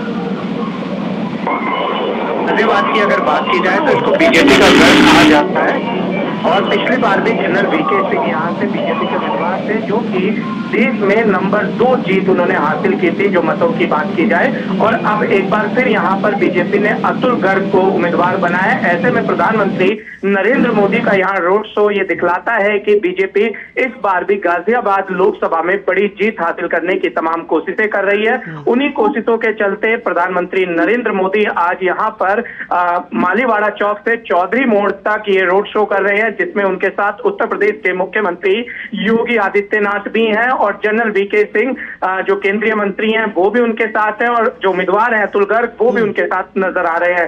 कहा जा सकता है कि गाजियाबाद जैसी महत्वपूर्ण सीट पर प्रधानमंत्री का ये आना कहीं ना कहीं गौतम बुद्ध नगर, मेरठ और आसपास की सीटों के लिए एक बड़ा संदेश है और सीधे तौर पर बीजेपी तमाम समीकरणों को साधने की कोशिश कर रही है। और इसमें कोई दो राय नहीं है कि प्रधानमंत्री नरेंद्र मोदी से से ज्यादा फिलहाल यहाँ पर मास अपील वाला कोई बड़ा नेता है। जी निशांत, आपने जिस तरह से कहा कि गाजियाबाद हमेशा से बीजेपी के लिए एक सेफ सीट मानी जाती है, पिछली बार भी जनरल वीके सिंह 6 लाख से अधिक मतों से यहां से जीते थे, और इसके बाद जिस तरह से प्रधानमंत्री यहां पर एक बार फिर से पहुंचे हैं जनता के बीच में और ये हुजूम उमड़ा है, कहीं ना कहीं ये संदेश जो विपक्षी हैं उनके लिए भी है, जनता के साथ जो मास अपील है वो तो हो ही रही है, लेकिन इसके जरिए एक संदेश भी देने की कोशिश की जा रही है कि ये देखिए इतना हुजूम हमारे साथ उमड़ा है, इतनी जनता हमारे साथ जुड़ी हुई है। बिल्कुल, ये दिखलाता है कि सेफ सीट पर भी बीजेपी किस तरीके से चुनाव लड़ रही है। बीजेपी अपने सबसे बड़े नेता को यहाँ पर लाकर रोड शो कर रही है। इसका सीधा मतलब यही है, चाहे कोई भी सीट हो, बीजेपी के तमाम कार्यकर्ता, तमाम नेता जो हैं वो उस पर जी जान से चुनाव लड़ रहे हैं। और प्रधानमंत्री नरेंद्र मोदी के आने के बाद से ये बात दिखलाती है कि गाजियाबाद में जो इंडी गठबंधन की बात की जाए या अन्य दलों की बात की जाए तो उनके लिए राह आसान नहीं है। और खुद जब प्रधानमंत्री नरेंद्र मोदी यहाँ पर रोड शो कर रहे हैं तो ऐसे में इंडी गठबंधन के जो दिग्गज नेता हैं, ये देखने वाली बात होगी कि वो क्या गाजियाबाद आते हैं, यहाँ पर रोड शो या यहाँ पब्लिक के साथ मिलते हैं। कहीं ना कहीं ये चीजें दिखलाती हैं कि बीजेपी किस तरीके से धरातल पर, ग्राउंड पर अपने राजनीति सक्रियता को बार बार उजागर करती है और कार्यकर्ताओं से सीधा जो इनके सबसे बड़े नेता हैं वो कनेक्ट होने का काम करते हैं, जनता से कनेक्ट होने का काम करते हैं। अगर अभी की बात की जाए तो मालीवाड़ा चौक से चौधरी मोड़ लगभग 1.25 किलोमीटर का ये पूरा रास्ता है और इस पूरे रास्ते पे हजारों की संख्या में जनता है, बीजेपी के कार्यकर्ता हैं जो अपने बड़े नेता की बात की जाए प्रधानमंत्री और मुख्यमंत्री दोनों को देखने के लिए यहाँ पर उमड़े हुए हैं। और प्रधानमंत्री नरेंद्र मोदी की गाड़ी जहां जहां से गुजर रही है वहां से कार्यकर्ताओं में बड़ा उत्साह देखने को मिल रहा है। जी जी जी, निशांत हमारे साथ बने रहिए, हमारे साथ शैलेंद्र भी जुड़े हुए हैं। शैलेंद्र, क्या कोई मैसेज पूरे पश्चिमी उत्तर प्रदेश में, गौतम बुद्ध नगर जिले में जो सब अर्बन एरियाज हैं दिल्ली के, उन सब में दिया जा रहा है इस रैली के जरिए, इस रोड शो के जरिए? देखिए, संदेश बहुत स्पष्ट है। पहले और दूसरे चरण में जहां पर मतदान होना है जिन सीटों पर, उस लिहाज से आप देखें तो प्रधानमंत्री नरेंद्र मोदी का जो दौरा, सहारनपुर में चुनावी जनसभा को संबोधित करना, गाजियाबाद में रोड शो करना, बीजेपी 80 में से 80 सीटों का लक्ष्य लेकर पूरे उत्तर प्रदेश में चल रही है, लिहाजा हर एक सीट महत्वपूर्ण है। और बीजेपी ये बहुत स्पष्ट तौर पर अपने कार्यकर्ताओं को संदेश दे रही है कि जहां पर बीजेपी मजबूत स्थिति में रही है पिछली बार लोकसभा चुनाव में, उस सीट पर भी, और जहां पर चुनौती भी है उस सीट पर भी, यानी किसी भी सीट पर कोई कोर कसर नहीं छोड़ी जानी है, पूरी मेहनत करती है जिससे 80 में से 80 की एक सफलता जो भारतीय जनता पार्टी ने उत्तर प्रदेश में एक लक्ष्य रखा है उस ओर आगे बढ़ा जा सके। और इसीलिए हर एक सीट पर मेहनत हो रही है और खासकर ऐसे सीट पर प्रधानमंत्री नरेंद्र मोदी जरूर आ रहे हैं जहां से एक संदेश दिया जा सके।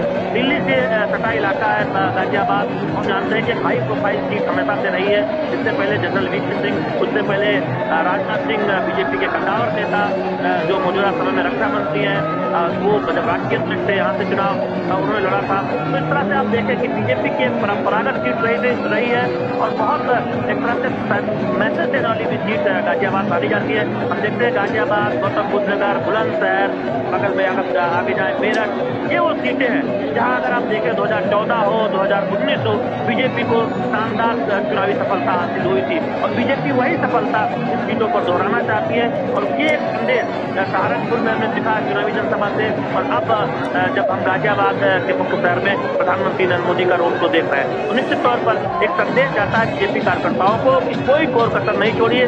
जहां पर आपने बड़े मार्जिन से पिछला चुनाव जीता था, उस मार्जिन को किस तरह से आगे बढ़ाना है, क्योंकि एक लक्ष्य रखा गया है 370 मत हर पोलिंग बूथ पर ज्यादा लाना है, ये बीजेपी का मत लक्ष्य है। तो बीजेपी उस और आगे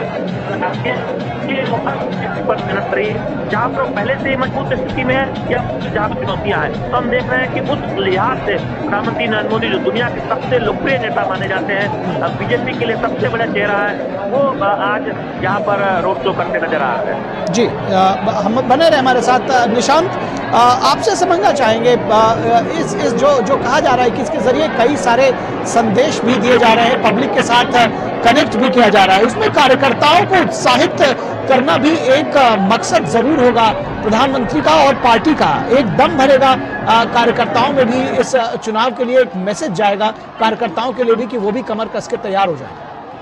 देखिए, गाजियाबाद सीट जब भी बात की जाती है तो बीजेपी के लिए आज से नहीं, जब बीजेपी शुरुआती दौर में संघर्ष कर रही थी तब से ये बेहद तेज सीट रही है। रमेश चंद्र तोमर यहाँ से 4 बार लोकसभा के सांसद रहे। अगर उनके बाद बात की जाए तो एक बार ये सीट कांग्रेस के खाते में गई थी, सुरेंद्र प्रकाश गोयल, और उसके बाद फिर बीजेपी के पूर्व राष्ट्रीय अध्यक्ष और केंद्रीय रक्षा मंत्री राजनाथ सिंह 2009 में यहाँ से सांसद बने। 2014 में जनरल वीके सिंह ने एक बड़ी जीत हासिल करी। 2019 में जनरल वीके सिंह ने देश में दूसरी सबसे बड़ी जीत हासिल करी। तो ये कहा जा सकता है कि बीजेपी के लिए गाजियाबाद सेफ सीट है, लेकिन उसके बावजूद अगर प्रधानमंत्री नरेंद्र मोदी यहाँ पर आते हैं, मुख्यमंत्री योगी आदित्यनाथ उनके साथ आते हैं, तो ये जरूर दिखलाता है कि निचले स्तर के कार्यकर्ता से किस तरीके से बीजेपी का शीर्ष नेतृत्व खुद को कनेक्ट कर रहा है उस सीट पर, जहां पर अत्यधिक मेहनत करने की जरूरत नहीं है। सीधा मैसेज ये है कि बीजेपी को बहुत बड़ी जीत चाहिए, और जो 80 के टारगेट की बात की जा रही है वो 80 का टारगेट किसी भी तरीके से अचीव होना चाहिए। और अगर इस रोड शो की बात करें तो इसका असर केवल गाजियाबाद में नहीं होगा, क्योंकि गाजियाबाद की अगर बात की जाए, जहां पे रोड शो किया जा रहा है मेन मार्केट के पास किया जा रहा है, और यहाँ पर बागपत की बात की जाए, हापुड़ की बात की जाए, इसके अलावा अन्य आसपास के गौतम बुद्ध नगर जिलों की बात की जाए, तो लोग यहाँ पर शॉपिंग करने आते हैं, उनकी दुकानें हैं, तो उसका असर इन आसपास की सीटों पर भी साफ तौर पर पड़ेगा जो प्रधानमंत्री नरेंद्र मोदी यहाँ पर आए हैं। जी निश्चित तौर पर हालांकि ये जो हुजूम उमड़ा है, ये जो भीड़ है, ये बहुत कुछ कहने के लिए काफ़ी है। बावजूद उसके एक रिपोर्टर के तौर पर आपने तमाम लोगों से वहाँ बातचीत की होगी इस कवरेज के दौरान, क्या कुछ कहना है आम लोगों का, क्या रिएक्शन है उनका इस भीड़ पर, इस हुजूम पर और प्रधानमंत्री नरेंद्र मोदी और योगी आदित्यनाथ के आगमन पर? देखिए, अगर बात की जाए तो यहाँ पर जो तापमान है वो दोपहर 3 बजे से यहाँ भीड़ लगनी शुरू हो गई थी। गर्मी काफी ज्यादा थी, उसके बावजूद जनता अपने नेता को देखने के लिए यहाँ सड़कों पर खड़ी थी। और जब हमने उनसे बातचीत की कि इतनी धूप में चाहे महिलाएं हों, चाहे बच्चे हों, चाहे बड़े हों, चाहे बुजुर्ग हों, सभी लोग आए थे। सबका यही कहना है कि प्रधानमंत्री नरेंद्र मोदी को देखना है, और जिस तरीके से तमाम कार्य किए हैं उन्होंने अपने 10 साल के टेन्योर में, कहीं ना कहीं उन कार्यों को अगर बात की जाए, यहाँ पर मालीवाड़ा चौक पर राम मंदिर की एक बड़ी जो प्रतिलिपि एक तरीके से दर्शाई गई थी, जगह जगह पर जो केंद्र सरकार के काम थे, उनकी योजनाओं का बखान किया गया था। तो कहीं ना कहीं जनता को कामों के माध्यम से, विकास योजनाओं के माध्यम से जोड़ने की कोशिश थी, और जनता जुड़ती हुई भी नजर आ रही थी जब हमारी उनसे बात हुई। जी, इस भीड़ में हमने निशांत आरएलडी के झंडे भी देखे, तो ये माना जाए कि जो गठबंधन है वो नीचे जनता तक पहुंचा है, और सही तरीके से जिसको कहना चाहिए कि आम जो कार्यकर्ता है वो भी मिलकर चुनाव लड़ रहे हैं। देखिए, बिल्कुल, जहां तक आरएलडी गठबंधन की बात की जाए तो आरएलडी का सबसे ज्यादा असर पश्चिमी उत्तर प्रदेश में होता है, और गाजियाबाद, गौतम बुद्ध नगर, बागपत, इसके अलावा बात की जाए मेरठ, मुजफ्फरनगर, इन तमाम सीटों पर उसका बड़ा जो वोटर हैं वो यहाँ पर मौजूद है। गाजियाबाद में बात की जाए तो आरएलडी के जिला अध्यक्ष यहाँ पर दोपहर से ही मौजूद थे, और आरएलडी के तमाम कार्यकर्ता यहाँ पर मौजूद थे, और सबकी कोशिश थी कि जिस तरीके से प्रधानमंत्री नरेंद्र मोदी यहाँ रोड शो करेंगे तो उनका सब मिलजुल कर स्वागत करेंगे। और जो गठबंधन जिस तरीके से धरातल पर उतरता हुआ नजर आया है, चाहे इस रोड शो की बात न की जाए, इससे पहले भी प्रधानमंत्री ने जो मेरठ में रैली की थी या आज जो अलग अलग जगहों पर रैली की, वहां अच्छी खासी संख्या में जो आरएलडी के कार्यकर्ता टोपी और झंडे लगाए नजर आ रहे थे। जी निश्चित तौर से। शैलेंद्र, आपसे अगर पश्चिमी उत्तर प्रदेश की सियासत को समझने की कोशिश करें, किस तरह से गाजियाबाद एक कहीं न कहीं जिसको कहते हैं कि टेम्पो सेट करेगा बाकी पश्चिमी उत्तर प्रदेश के लिए, जब इस रोड शो की बात होगी, जब इस भीड़ की बात होगी?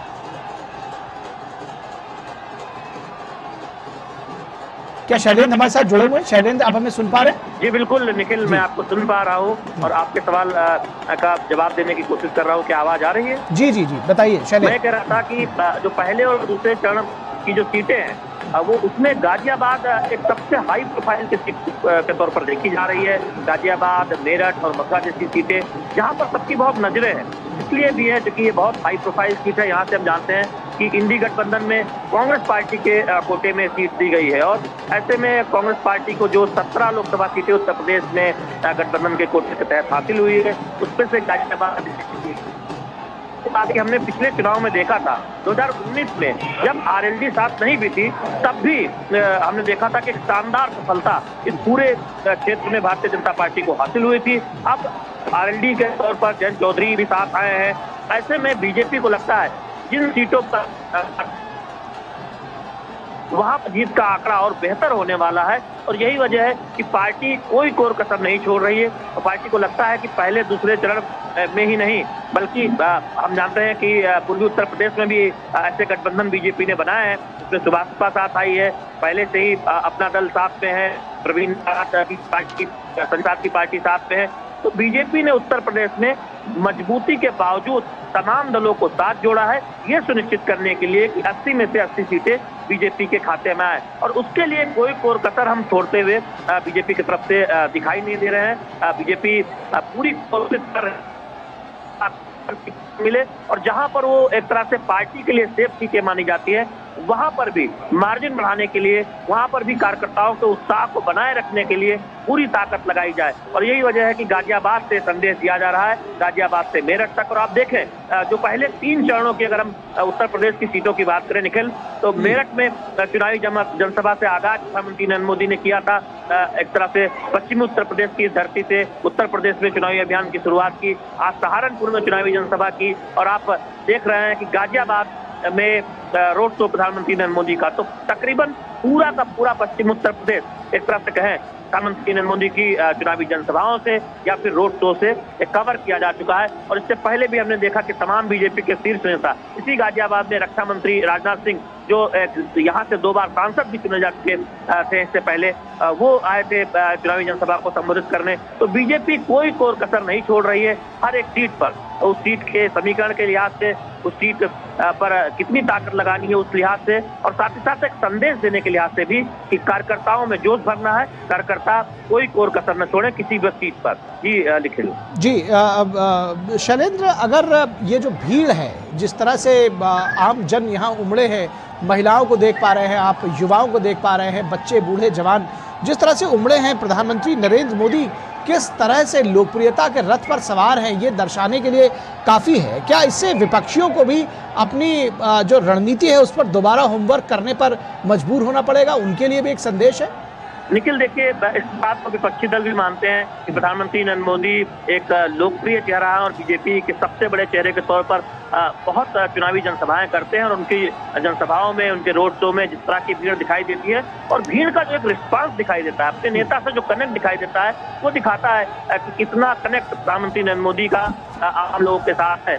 आप इस भीड़ में देखें, ये ज्यादातर स्थानीय लोग हैं, इसमें महिलाएं बड़ी संख्या में हैं। हमने एक ऐसे बुजुर्ग से बात की जो इलाज के लिए यहाँ कुछ एक अस्पताल में आए हुए थे, उनका इलाज हो चुका था, वापस जाते तो यहाँ पर रुके हुए। उन्होंने कहा कि दरअसल मुझे पता चला कि यहाँ प्रधानमंत्री नरेंद्र मोदी का रोड शो होने वाला है, इसलिए वो यहाँ रुक गए हैं। बहुत प्रसन्नचित थे कि तमाम योजनाओं के जरिए उन जैसे बुजुर्ग को भी लाभ काफी हुआ है। तो आप इस तरह के भी लोग जिनको किसी योजना से लाभ हुआ है, प्रधानमंत्री नरेंद्र मोदी की अगुवाई में जो कल्याणकारी योजनाएं हैं उससे लाभ हुआ है, वो लाभार्थी वर्ग वो भी दिखाई देता है बड़ी संख्या में। और शायद 2014 के बाद 2019 में जो जीत हासिल हुई और तमाम विधानसभा चुनाव में जो जीत हासिल हुई, उसमें एक फैक्टर के तौर पर देखा भी जा रहा है कि जो एक नया लाभार्थी वर्ग तैयार हुआ है प्रधानमंत्री नरेंद्र मोदी की कल्याणकारी योजनाओं से प्रभावित होकर, उसने बीजेपी के वोट बैंक को बढ़ाने का काम किया है। और यही वजह है कि बीजेपी अपने मत प्रतिशत के आंकड़े को और आगे ले जाना चाहती है और 50% से ज्यादा मत का एक टारगेट रखा गया है। और जहां पर 50% मत पहले ही हासिल किए जा चुके हैं, वहां पर उसे 60% तक ले जाने का लक्ष्य है। तो एक पार्टी के तौर पर ये बहुत महत्वाकांक्षी लक्ष्य है, लेकिन बीजेपी को लगता है कि इसमें ज्यादा चुनौती नहीं आएगी और पार्टी के राजनीतिक दल के तौर पर बीजेपी कोई कोर कसर नहीं छोड़ रही है अपने उस टारगेट को पूरा करने के लिए। इसीलिए हम देखते हैं कि पन्ना प्रमुख के साथ संवाद हो रहा है। प्रधानमंत्री नरेंद्र मोदी वीडियो कॉन्फ्रेंसिंग के जरिए देश भर के जो बूथ कार्यकर्ता हैं उनके साथ समय समय पर संवाद करते रहते हैं। पन्ना प्रमुख और बूथ प्रमुख से सीधे राष्ट्रीय स्तर पर नेताओं का संवाद होता है और ये सुनिश्चित करने की कोशिश की जा रही है कि हर बूथ पर 370 वोट कैसे ज्यादा हो, भारतीय जनता पार्टी के समर्थन में ज्यादा आए 2019 के मुकाबले, उस पर काम किया जाए। तो इस तरह की चुनावी जनसभाओं में, रोड शो में वो भीड़ दिखाई भी देती है, वो रिस्पांस दिखाई देता है जो प्रधानमंत्री नरेंद्र मोदी के प्रति जनता के प्रेम को दर्शाता है। प्रधानमंत्री नरेंद्र मोदी भी कोई कोर कसर नहीं छोड़ते जनता से संवाद करने में, उनका अभिवादन स्वीकार करने में। और ये तस्वीरें आपको दिख भी रही होंगी जहां हर वर्ग के लोग हैं, महिलाएं हैं बड़ी संख्या में, युवा हैं, आसपास के व्यापारी हैं जो गाजियाबाद के मुख्य शहर से ये रोड शो होकर गुजर रहा है, तो हमें आसपास के व्यापारी भी बड़ी संख्या में दिखाई दे रहे हैं। जी निश्चित तौर पर निशांत भी हमारे साथ जुड़े हुए हैं। निशांत, जब हम उम्मीदवारों के चयन की बात करते हैं, पहले ही चरण में जिस तरह से नाम दिए गए तमाम उम्मीदवारों के, एक बड़ी संख्या में 51 उम्मीदवारों के नाम दिए गए उत्तर प्रदेश जैसे बड़े राज्य में, स्थानीय उम्मीदवारों को मौका देना, अगर गाजियाबाद सीट की बात करें, राजनाथ सिंह और जनरल वीके सिंह जैसे बड़े चेहरे यहाँ पर न सिर्फ चुनाव जीत चुके थे बल्कि कंफर्टेबल मार्जिन और बड़ी मार्जिन के साथ उन्होंने जीत दर्ज की थी। क्या ये एक रणनीति है बीजेपी की? क्या साधारण कार्यकर्ताओं के लिए भी ये एक संदेश है कि किसी भी कार्यकर्ता को चुनाव लड़ा सकती है बीजेपी? निश्चित तौर पर देखिए, बीजेपी ने समय समय पर इस तरीके का संदेश दिया है। हमने पहले लोकसभा चुनाव से पहले बात करें तो 3 राज्यों के मुख्यमंत्रियों की चयन प्रक्रिया एक तरीके से मीडिया से लेकर तमाम बुद्धिजीवों के लिए एक बड़ा झटका थी। जो अनुमान लगाए जा रहे थे, अनुमान पूरी तरीके से टूट चुके थे। इसी तरीके से गाजियाबाद में इस बार बीजेपी ने यहाँ के शहर विधानसभा के विधायक अतुल गर्ग को मौका दिया। और आपको बताएं कि ये जो रोड शो हो रहा है वो शहर विधानसभा में ही पड़ता है, तो जाहिर सी बात है कहीं ना कहीं बीजेपी ये मैसेज दे रही है कि किस तरीके से आम कार्यकर्ता को बड़ा पद दिया जा सकता है। और अतुल गर्ग की बात की जाए तो उनके राजनीतिक इतिहास रहा है गाजियाबाद में। उनके पिता दिनेश चंद्र गर्ग गाजियाबाद के पहले मेयर रहे हैं, बीजेपी से ही वो मेयर बने थे। और उसके बाद अतुल गर्ग जो है यहाँ पर पहले भी चुनाव लड़ चुके थे विधायक का, और एक बार फिर यहाँ पर अतुल गर्ग जो है शहर विधानसभा से विधायक है। तो इसका सीधा मतलब यही है कि आम कार्यकर्ताओं को किस तरीके से आगे बढ़ाना है ये पार्टी सुनिश्चित कर रही है। और जो सीट बहुत वीआईपी सीट मानी जाती थी गाजियाबाद, उस सीट पर आम कार्यकर्ताओं को ये मैसेज दिया है पार्टी ने कि कोई भी वीआईपी नहीं है। जो पार्टी की सेवा करेगा, जो संगठन के हिसाब से चलेगा, उसको पार्टी मौका देगी। और अतुल गर्ग को ये मौका देकर पार्टी ने संदेश को स्पष्ट कर दिया है। जी, मुझे आप लगातार खासतौर पर पश्चिमी उत्तर प्रदेश और गाजियाबाद की सीट पर नजर रखते रहे निशांत। गाजियाबाद में पार्टी की रणनीति के तहत ही प्रधानमंत्री यहाँ पर रैली, ये एक रोड शो कर रहे हैं। किस तरह से इस रणनीति को आगे बढ़ाएंगे और क्या कुछ आपको लगता है कि रणनीति होगी इन चुनावों में बीजेपी की?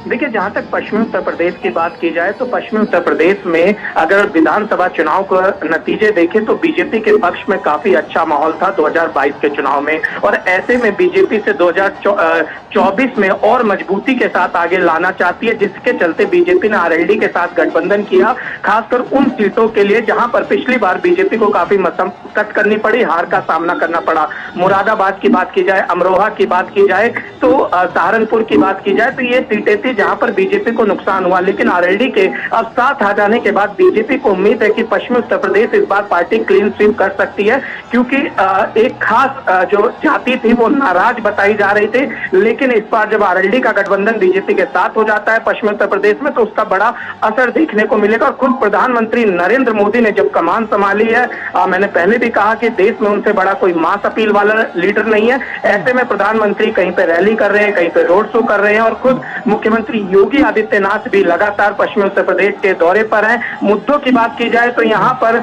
मुजफ्फरनगर के बाद से लॉ एंड ऑर्डर एक बड़ा मसला रहा है। लेकिन बीजेपी की सरकार जब 2017 के बाद से बनी तो स्पष्ट रूप से दिखा कि यूपी में लॉ एंड ऑर्डर को लेकर काफी सख्ताई की गई, और उसका असर 2022 के चुनाव में मिला। और 2024 में जब पार्टी पूरी तैयारी के साथ बूथ पर मजबूती के साथ खड़ी है, तो इसका असर जो है चुनाव के नतीजों में साफ तौर पर देखने को मिलेगा। इंडी गठबंधन बेहद परेशान है। हमने देखा है कि किस तरीके से पश्चिमी उत्तर प्रदेश में लगातार अखिलेश यादव अपने कैंडिडेट बदल रहे हैं, और अभी तक वो बात की जाए तो लगातार हर सीट पे कहीं ना कहीं कैंडिडेट को लेकर परेशानियों का सामना करना पड़ रहा है। दूसरी तरफ बीजेपी अपने बूथ मैनेजमेंट के दम पर एक एक बूथ पर पहुंच चुकी है, और प्रधानमंत्री नरेंद्र मोदी अब यहाँ पर नेतृत्व करने की जिम्मेदारी संभाल चुके हैं। जी निशांत, आपने मुद्दों की बात कही, जो राष्ट्रीय मुद्दे हैं जिनको लेकर के बीजेपी पूरे देश भर में जा रही है, वर्सेस जो स्थानीय मुद्दे हैं, आपको लगता है कि गाजियाबाद में किन मुद्दों के सहारे चुनाव लड़ेगी बीजेपी? मास अपील की बात तो अपनी जगह पर ठीक है, और जिस तरह से जो जन समुदाय उमड़ा है वो भी अपनी जगह पर ठीक है, लेकिन मुद्दे तो जरूर जनता के बीच लेकर जाए जाएंगे। देखिए, गाजियाबाद के जहां तक बात की जाए तो गाजियाबाद में एक बड़ा वर्ग व्यापारी वर्ग का है और यहाँ पर जो सबसे ज्यादा मुद्दा हिट करते आया वो लॉ एंड ऑर्डर का है। और फिलहाल की स्थिति देखें तो उसमें कहीं ना कहीं योगी सरकार की लगातार सराहना हो रही है। दूसरी तरफ अगर विकास की बात करें तो रैपिड मेट्रो गाजियाबाद को मिली। इसके अलावा मेट्रो का विस्तार गाजियाबाद हिंडन जो नए बस अड्डे तक हुआ। इसके अलावा अगर बात की जाए तो गाजियाबाद हिंडन एयरपोर्ट का जो है वो निर्माण कार्य किया गया। इसके अलावा बात की जाए तो दिल्ली मेरठ एक्सप्रेस वे गाजियाबाद से होकर निकला और तमाम तरीके विकास परियोजनाएं चल रही हैं जिसमें जब गाजियाबाद के सांसद जनरल वीके सिंह थे वो इसको लेकर आगे बढ़े। कहीं ना कहीं ये विकास की योजनाएं, प्रधानमंत्री नरेंद्र मोदी का चेहरा, मुख्यमंत्री का लॉ एंड ऑर्डर, ये दिखलाता है कि गाजियाबाद में बीजेपी की तरफ आखिर जनता क्यों आकर्षित हो रही है, क्यों इतनी बड़ी भीड़ प्रधानमंत्री नरेंद्र मोदी के रोड शो में नजर आ रही है।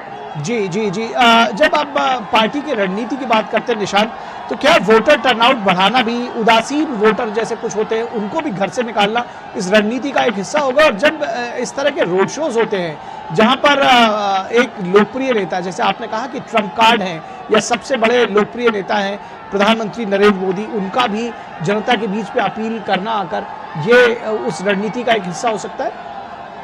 देखिए, पहले मैं आपको गाजियाबाद का समीकरण बताना चाहता हूँ किस तरीके से जो जिस उदासीन वर्ग की आप बात कर रहे हैं उसको साधने की कोशिश की जा रही है। गाजियाबाद में जो सांसद का टिकट दिया गया अतुल गर्ग वैसे समुदाय से आते हैं, गाजियाबाद की मेयर वैसे समुदाय से आती हैं सुनीता दयाल, पूर्व जो यहाँ पर जो अभी वर्तमान में सांसद है जनरल वीके सिंह वो ठाकुर समुदाय से आते हैं, क्षेत्रीय अध्यक्ष जो पश्चिमी भाजपा ने क्षेत्र बांटा है वो ठाकुर समुदाय से आते हैं। यहाँ पर कैबिनेट मंत्री अभी हाल में ही सुनील शर्मा को बनाया गया था जो ब्राह्मण समुदाय से आते हैं। इसके अलावा जो महानगर अध्यक्ष हैं संजीव शर्मा वो ब्राह्मण समुदाय से आते हैं। इसके अलावा मुरादनगर यहाँ पे एक विधानसभा पड़ती है, वहां पर त्यागी समुदाय के विधायक अजीत पाल त्यागी, और मोदी नगर की बात की जाए जो गाजियाबाद लोकसभा में आता है वहां पर जाट समुदाय से विधायक।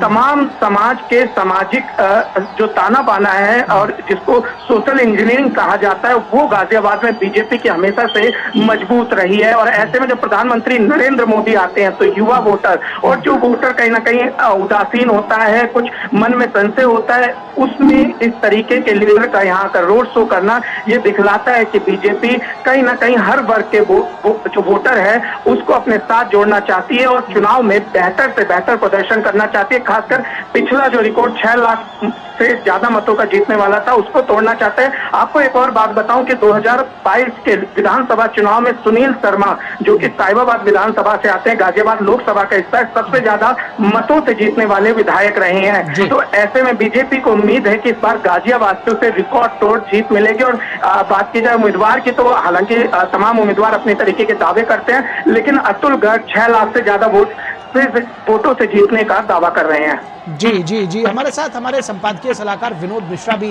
जुड़े हुए हैं। विनोद जी, जिस तरह की भीड़ उमड़ी हुई है शहर की सड़कों पर और सड़क के दोनों तरफ तिल रखने की जगह नहीं है फुटपाथ पर, अगर ये जो तस्वीरें हम देख रहे हैं, आह्लादित हो गए बीजेपी के नेता।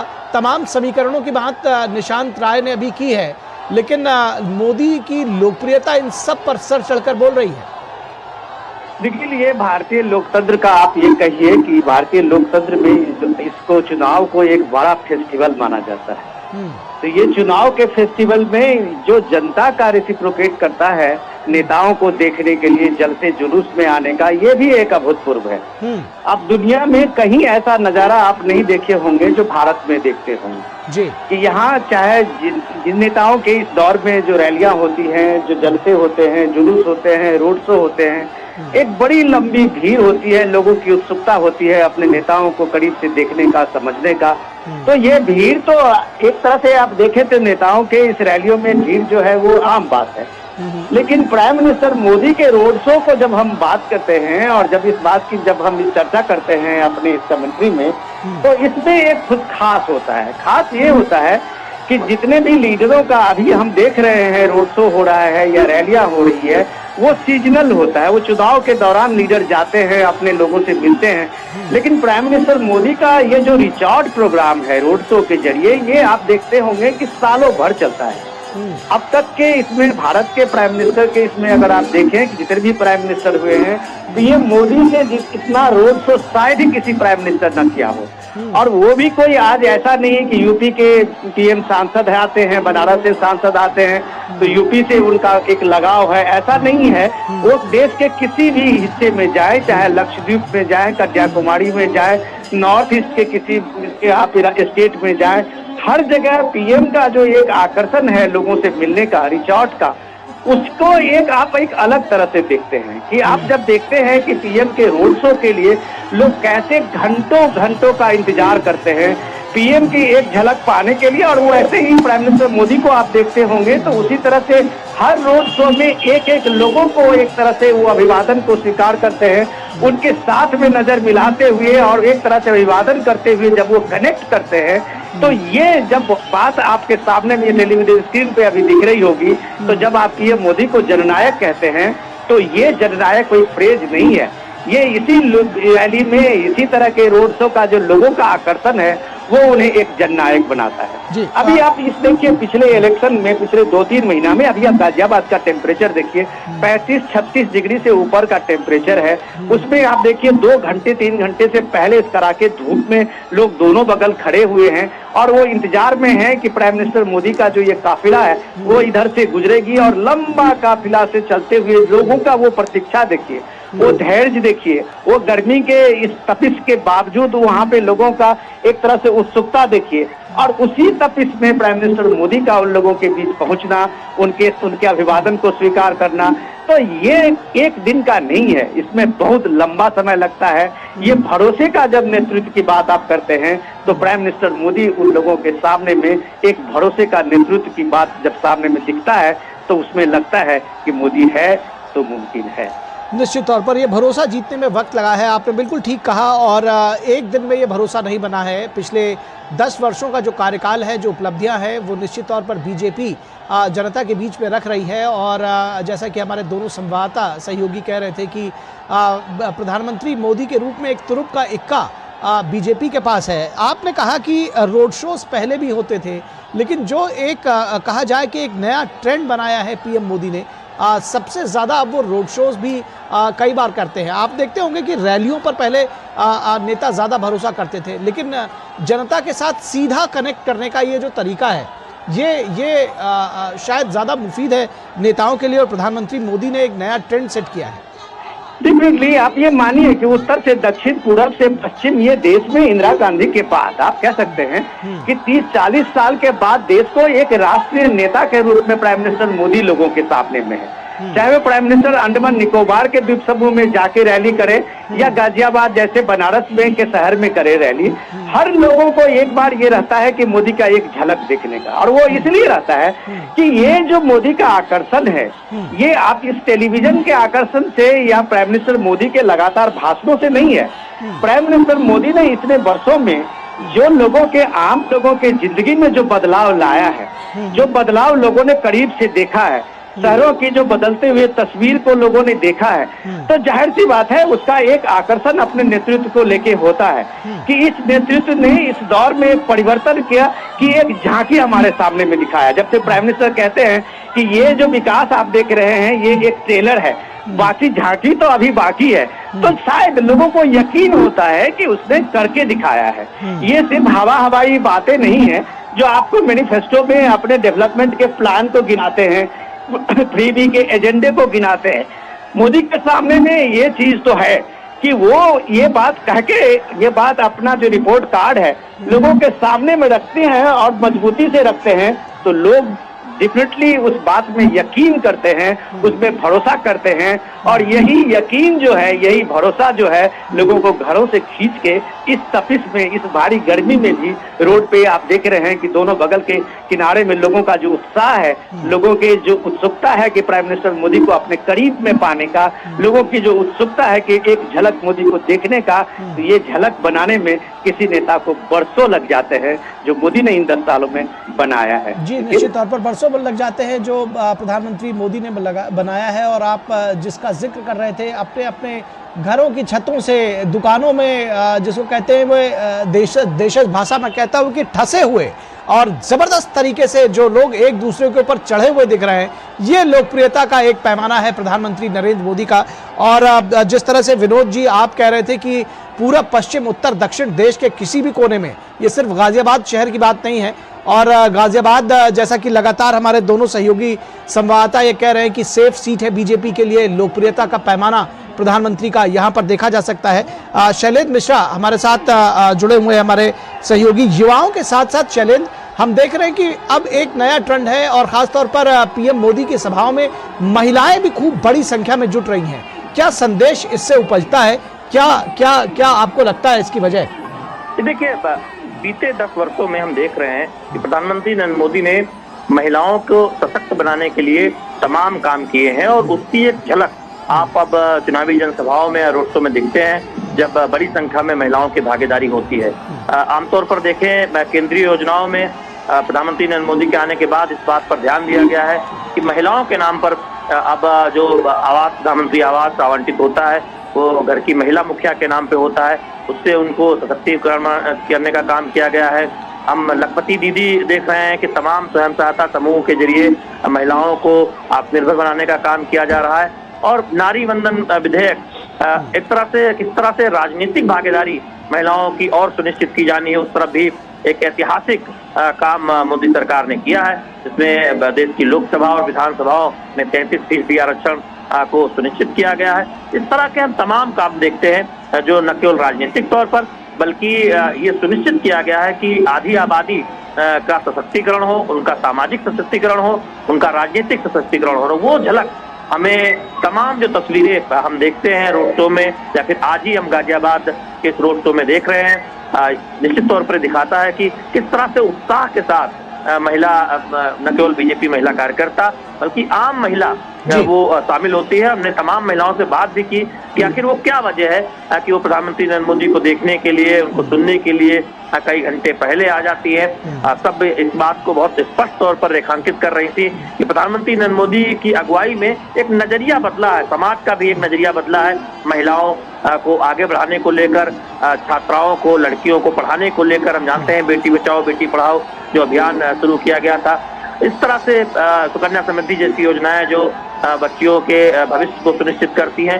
तो ऐसी तमाम छोटी छोटी योजनाओं पर काम हुआ है, जिससे आज एक आम महिला को लगता है कि वो पुरुषों के बराबर है या उनसे भी आगे जाकर काम कर सकती है। और तमाम उन क्षेत्रों में हम महिलाओं को आगे आते हुआ देखता भी है जो परंपरागत तौर पर पुरुषों के क्षेत्र माने जाते थे। तो निश्चित तौर पर उसमें बहुत योगदान है मोदी सरकार की योजनाओं का और उस वातावरण का जो मोदी सरकार की अगुवाई में बनाया गया है। तो वो उसकी एक झलक हम तस्वीरों के माध्यम से इस तरह के रोड शो में भी देखते हैं। और गाजियाबाद चूंकि एक शहरी इलाका है तो यहाँ हमने देखा कि बड़ी भागीदारी महिलाओं के देखने को मिली। हालांकि आप दूर दराज के इलाकों में भी जाएं जहाँ प्रधानमंत्री नरेंद्र मोदी का रोड शो होता है या फिर चुनावी जनसभा होती है, हम बड़ी संख्या में महिलाओं की भागीदारी देखते हैं। जी निश्चित तौर पर। विनोद जी, अगर इसी सवाल को आपके साथ आगे बढ़ाना चाहे, राजनीति में महिलाओं की भागीदारी तो निश्चित तौर पर आप देख रहे हैं वो आ रही है, लेकिन जिस तरह से महिलाएं हर क्षेत्र में पुरुषों के साथ सिर्फ कंधे से कंधा मिलाकर नहीं बल्कि एक स्टेप आगे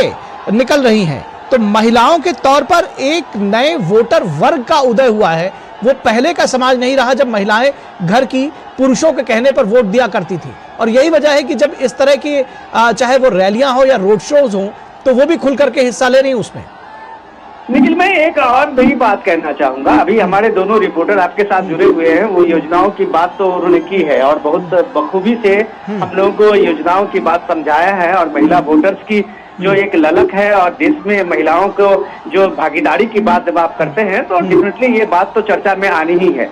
लेकिन मैं अलग बात ये कर रहा हूँ कि मौजूदा इलेक्शन में आप देखिए कि मौजूदा इलेक्शन को अगर आप इस तरह से देखें कि बदले दौर में ये इलेक्शन किस तरह से बदला है, उसमें बदले की बात मैं इसलिए कह रहा हूं कि बदलाव में सीधे सीधी भागीदारी की बात है।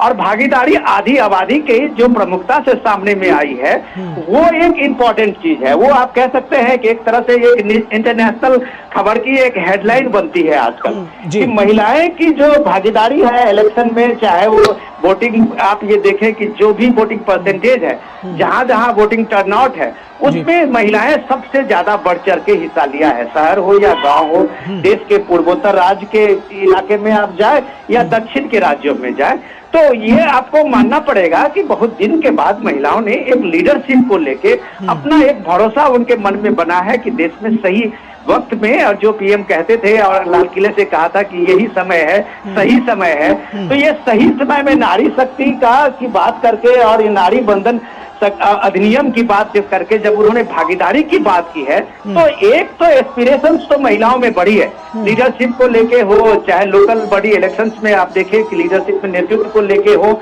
ये सारी चीजें आप देखेंगे तो डेफिनेटली आप कह सकते हैं कि मेन स्ट्रीम में चाहे गांव की हो या शहर की महिलाएं आई हैं।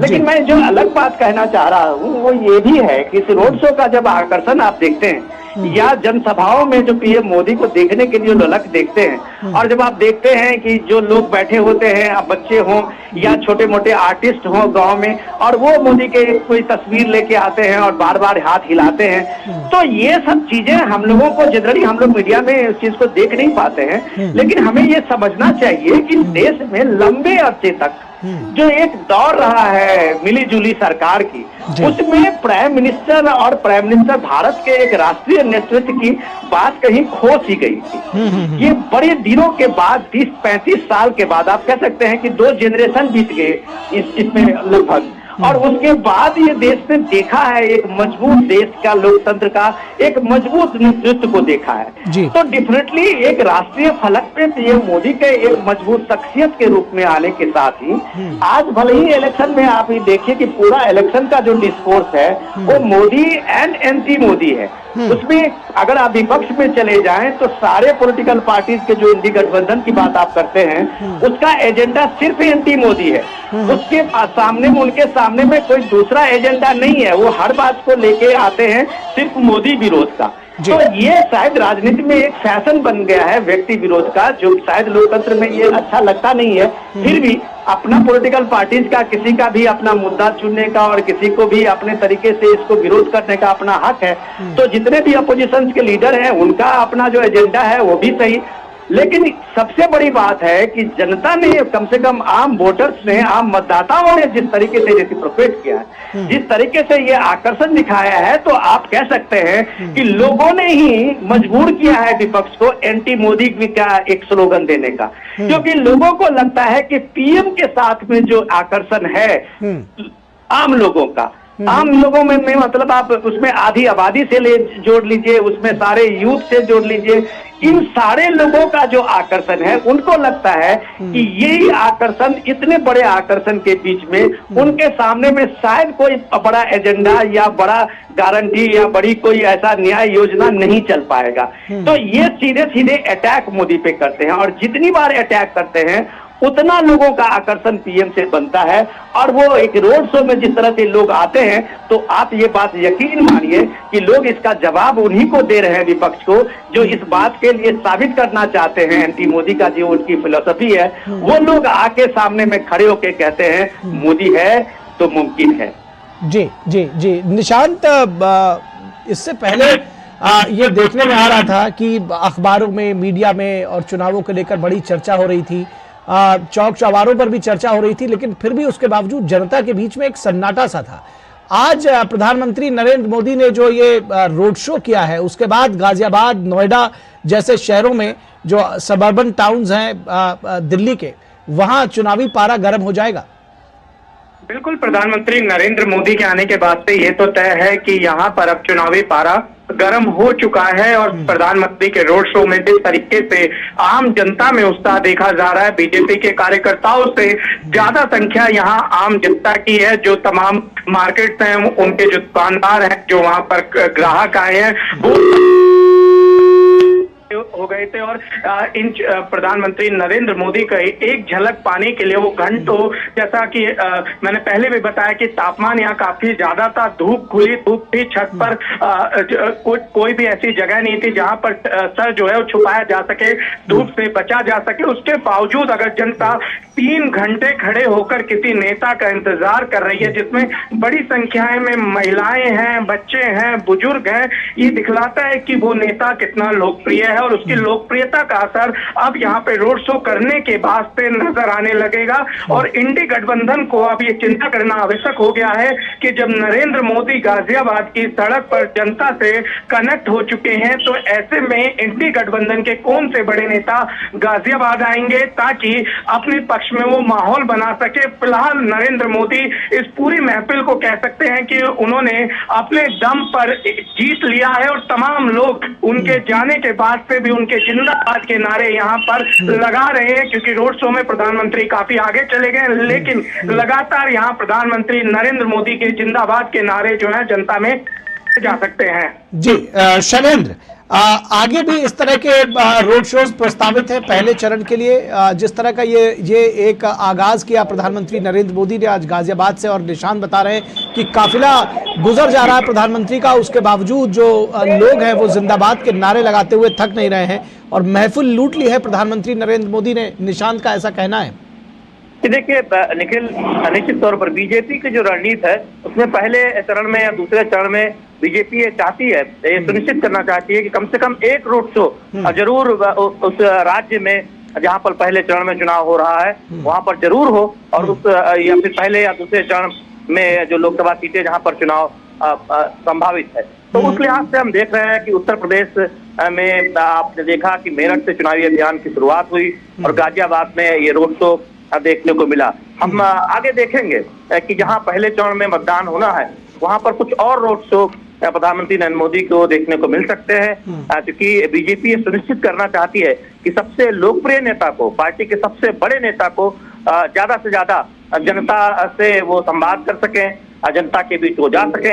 ऐसे समय में जब अब लोकसभा चुनाव हो रहा है, निश्चित तौर पर बीजेपी प्रधानमंत्री नरेंद्र मोदी के अधिक से अधिक दौरे जरूर चाहेगी कि प्रधानमंत्री ज्यादा से ज्यादा लोकसभा क्षेत्रों तक पहुंचे और जनता से संवाद करें। तो ये उसकी एक आप देखें रूपरेखा हम यहाँ गाजियाबाद में देखते हैं। जब सहारनपुर के बाद यहाँ पर रोड शो देखने को मिला तो निश्चित तौर पर ये दिखाता है कि बीजेपी न कोई कोर कसर किसी भी राज्य में या किसी भी सीट को लेकर छोड़ना नहीं चाहती। और दूसरी बात यह है कि बीजेपी को ये बखूबी पता है कि प्रधानमंत्री नरेंद्र मोदी की अगुवाई में जो कुछ बदलाव देश में, उत्तर प्रदेश में दिखाई दे रहा है, उस बात का संदेश कैसे ज्यादा से ज्यादा मतदाताओं तक पहुंचाना है, उसके लिए ये जरूरी है कि बूथ स्तर तक पार्टी कार्यकर्ताओं को तो मोबिलाइज किया ही गया है, साथ ही साथ जहां तक हो सके प्रधानमंत्री नरेंद्र मोदी की ज्यादा से ज्यादा सभाएं, ज्यादा से ज्यादा रोड शो आयोजित किए जाए, उससे पार्टी को लाभ मिल सके। क्योंकि एक महत्वाकांक्षी लक्ष्य के साथ बीजेपी आगे बढ़ रही है। 2014 के मुकाबले हमने देखा 2019 में बीजेपी ने मत प्रतिशत में बढ़ोतरी की थी, सीटों संख्या में बढ़ोतरी की थी। अब उस 2019 की सीटों को 2024 में और आगे ले जाना है, इसलिए बीजेपी ने अब की बार 400 पार का नारा दिया है एनडीए के साथ। और खुद 370 जो एक सांकेतिक आंकड़ा इसलिए भी है कि अनुच्छेद 370 बीजेपी ने हटाया और यही 370 सीटों के लक्ष्य के साथ बीजेपी अपने अकेले दम पर ये चुनाव लड़ रही है। और बीजेपी सुनिश्चित करना चाहती है कि पार्टी को कम से कम 370 सीटें लोकसभा चुनाव में हासिल हो। उसके लिए जरूरी है कि बहुत एक बड़ी व्यूह रचना के साथ, संगठन के कार्यकर्ताओं के हौसला अफजाई के साथ, बूथ पर पन्ना प्रमुखों की मेहनत के साथ, प्रधानमंत्री नरेंद्र मोदी के दुनिया के सबसे लोकप्रिय चेहरे की ज्यादा से ज्यादा चुनावी जनसभाओं या फिर रोड शो के साथ पार्टी आगे बढ़े। और इसीलिए 370 मत हर बूथ पे ज्यादा हो, उस पर बहुत फोकस किया गया है, क्योंकि बीजेपी सदैव से जानती है कि अगर किसी राज्य का चुनाव जीतना है या लोकसभा का चुनाव जीतना है तो बूथ जीतना बहुत जरूरी है। इसलिए बूथ अध्यक्षों पर, बूथ कार्यकर्ताओं पर बीजेपी अब बहुत फोकस करती है। और तमाम हमने देखा है कि टिकट वितरण में भी ये दिखा है कि पार्टी के आम कार्यकर्ताओं को जगह दी गई है, पार्टी के आम कार्यकर्ताओं को टिकट दिया गया है, जिससे एक संदेश जा सके कि बीजेपी विपक्षी दलों की तरह वो दल नहीं है जहां पर कुछ चंद परिवारों का कब्जा है। बीजेपी में एक आम कार्यकर्ता राष्ट्रीय अध्यक्ष बन जाता है, बीजेपी में एक आम परिवार का व्यक्ति प्रधानमंत्री के पद पर पहुंच जाता है, और बीजेपी में एक आम कार्यकर्ता किसी भी बड़े से बड़े पद पर पहुंच सकता है, सांसद, विधायक, मंत्री बन सकता है।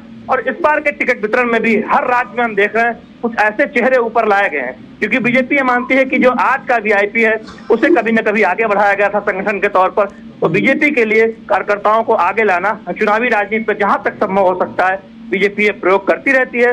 हमने देखा था कि गुजरात विधानसभा में बड़े स्तर पर इस प्रयोग को किया गया था, उसके बहुत शानदार नतीजे देखने को मिले थे। उत्तर प्रदेश की विधानसभा चुनाव में भी जहां तक हो सका बीजेपी ने संगठन के खांटी कार्यकर्ताओं को टिकट देकर आगे बढ़ाने का काम किया, और उत्तर प्रदेश में भी कुछ सीटों पर वहां के समीकरण के हिसाब से ये देखने को मिल रहा है। तो निश्चित तौर पर ये एक प्रक्रिया है जो एक राजनीतिक दल के तौर पर बीजेपी आगे बढ़ा रही है, जिससे कार्यकर्ताओं में भी उत्साह हो और जनता में भी एक संदेश जाए कि दरअसल एक राजनीतिक दल के तौर पर बीजेपी किसी भी समर्पित कार्यकर्ता को लोकसभा चुनाव लड़ा सकती है। जी, विनोद मिश्रा जी आप हमारे साथ जुड़े हुए हैं। ये जो हुजूम उमड़ा है प्रधानमंत्री की, जिस लोकप्रियता के चरम पर, जिस रथ पर वो सवार है, सीधा सवाल, इस लोकप्रियता की वजह आप क्या देखते हैं? आपने कहा कि इस तरह का विश्वास बनाने में वर्षों लगते हैं, प्रधानमंत्री ने जो 10 वर्षों में लगाया है।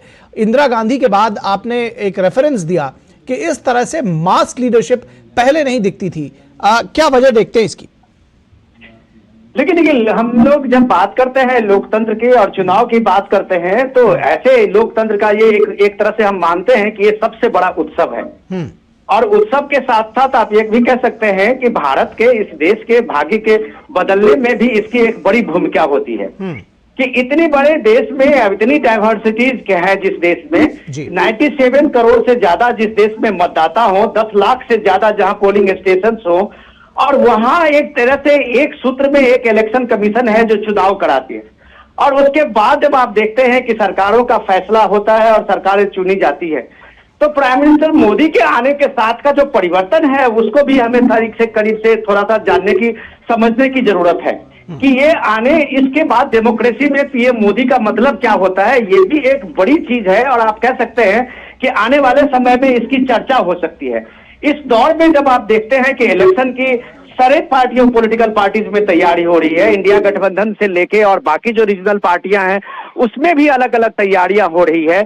लेकिन सवाल ये है कि मैदान में जब आप देखते हैं कि वो स्पिरिट से वहां पे कौन सी पार्टी खड़ी हुई है, तो आपको कम ही ऐसी पार्टी देखे अभी देखने में मिलेगी जिसमें लग रहा होगा आपको कि वो पार्टी पूरी मजबूती के साथ जनता के बीच में है और कुछ कहने के लायक में है। और अगर ऐसा नहीं है तो आपको यकीन मानिए कि देश में अभी लोग जो है किसी विकल्प का कोई उनके सामने में कोई ऐसा दिख नहीं रहा है। जी विनोद जी, बहुत शुक्रिया इस तमाम बातचीत के लिए। शैलेंद्र मिश्रा और निशांत राय का भी बहुत शुक्रिया। गाजियाबाद से आप ये तस्वीरें देख रहे थे प्रधानमंत्री नरेंद्र मोदी के रोड शो की। तो इस समाचार बुलेटिन में बस इतना ही। हमारी पूरी टीम को दीजिए इजाजत। नमस्कार।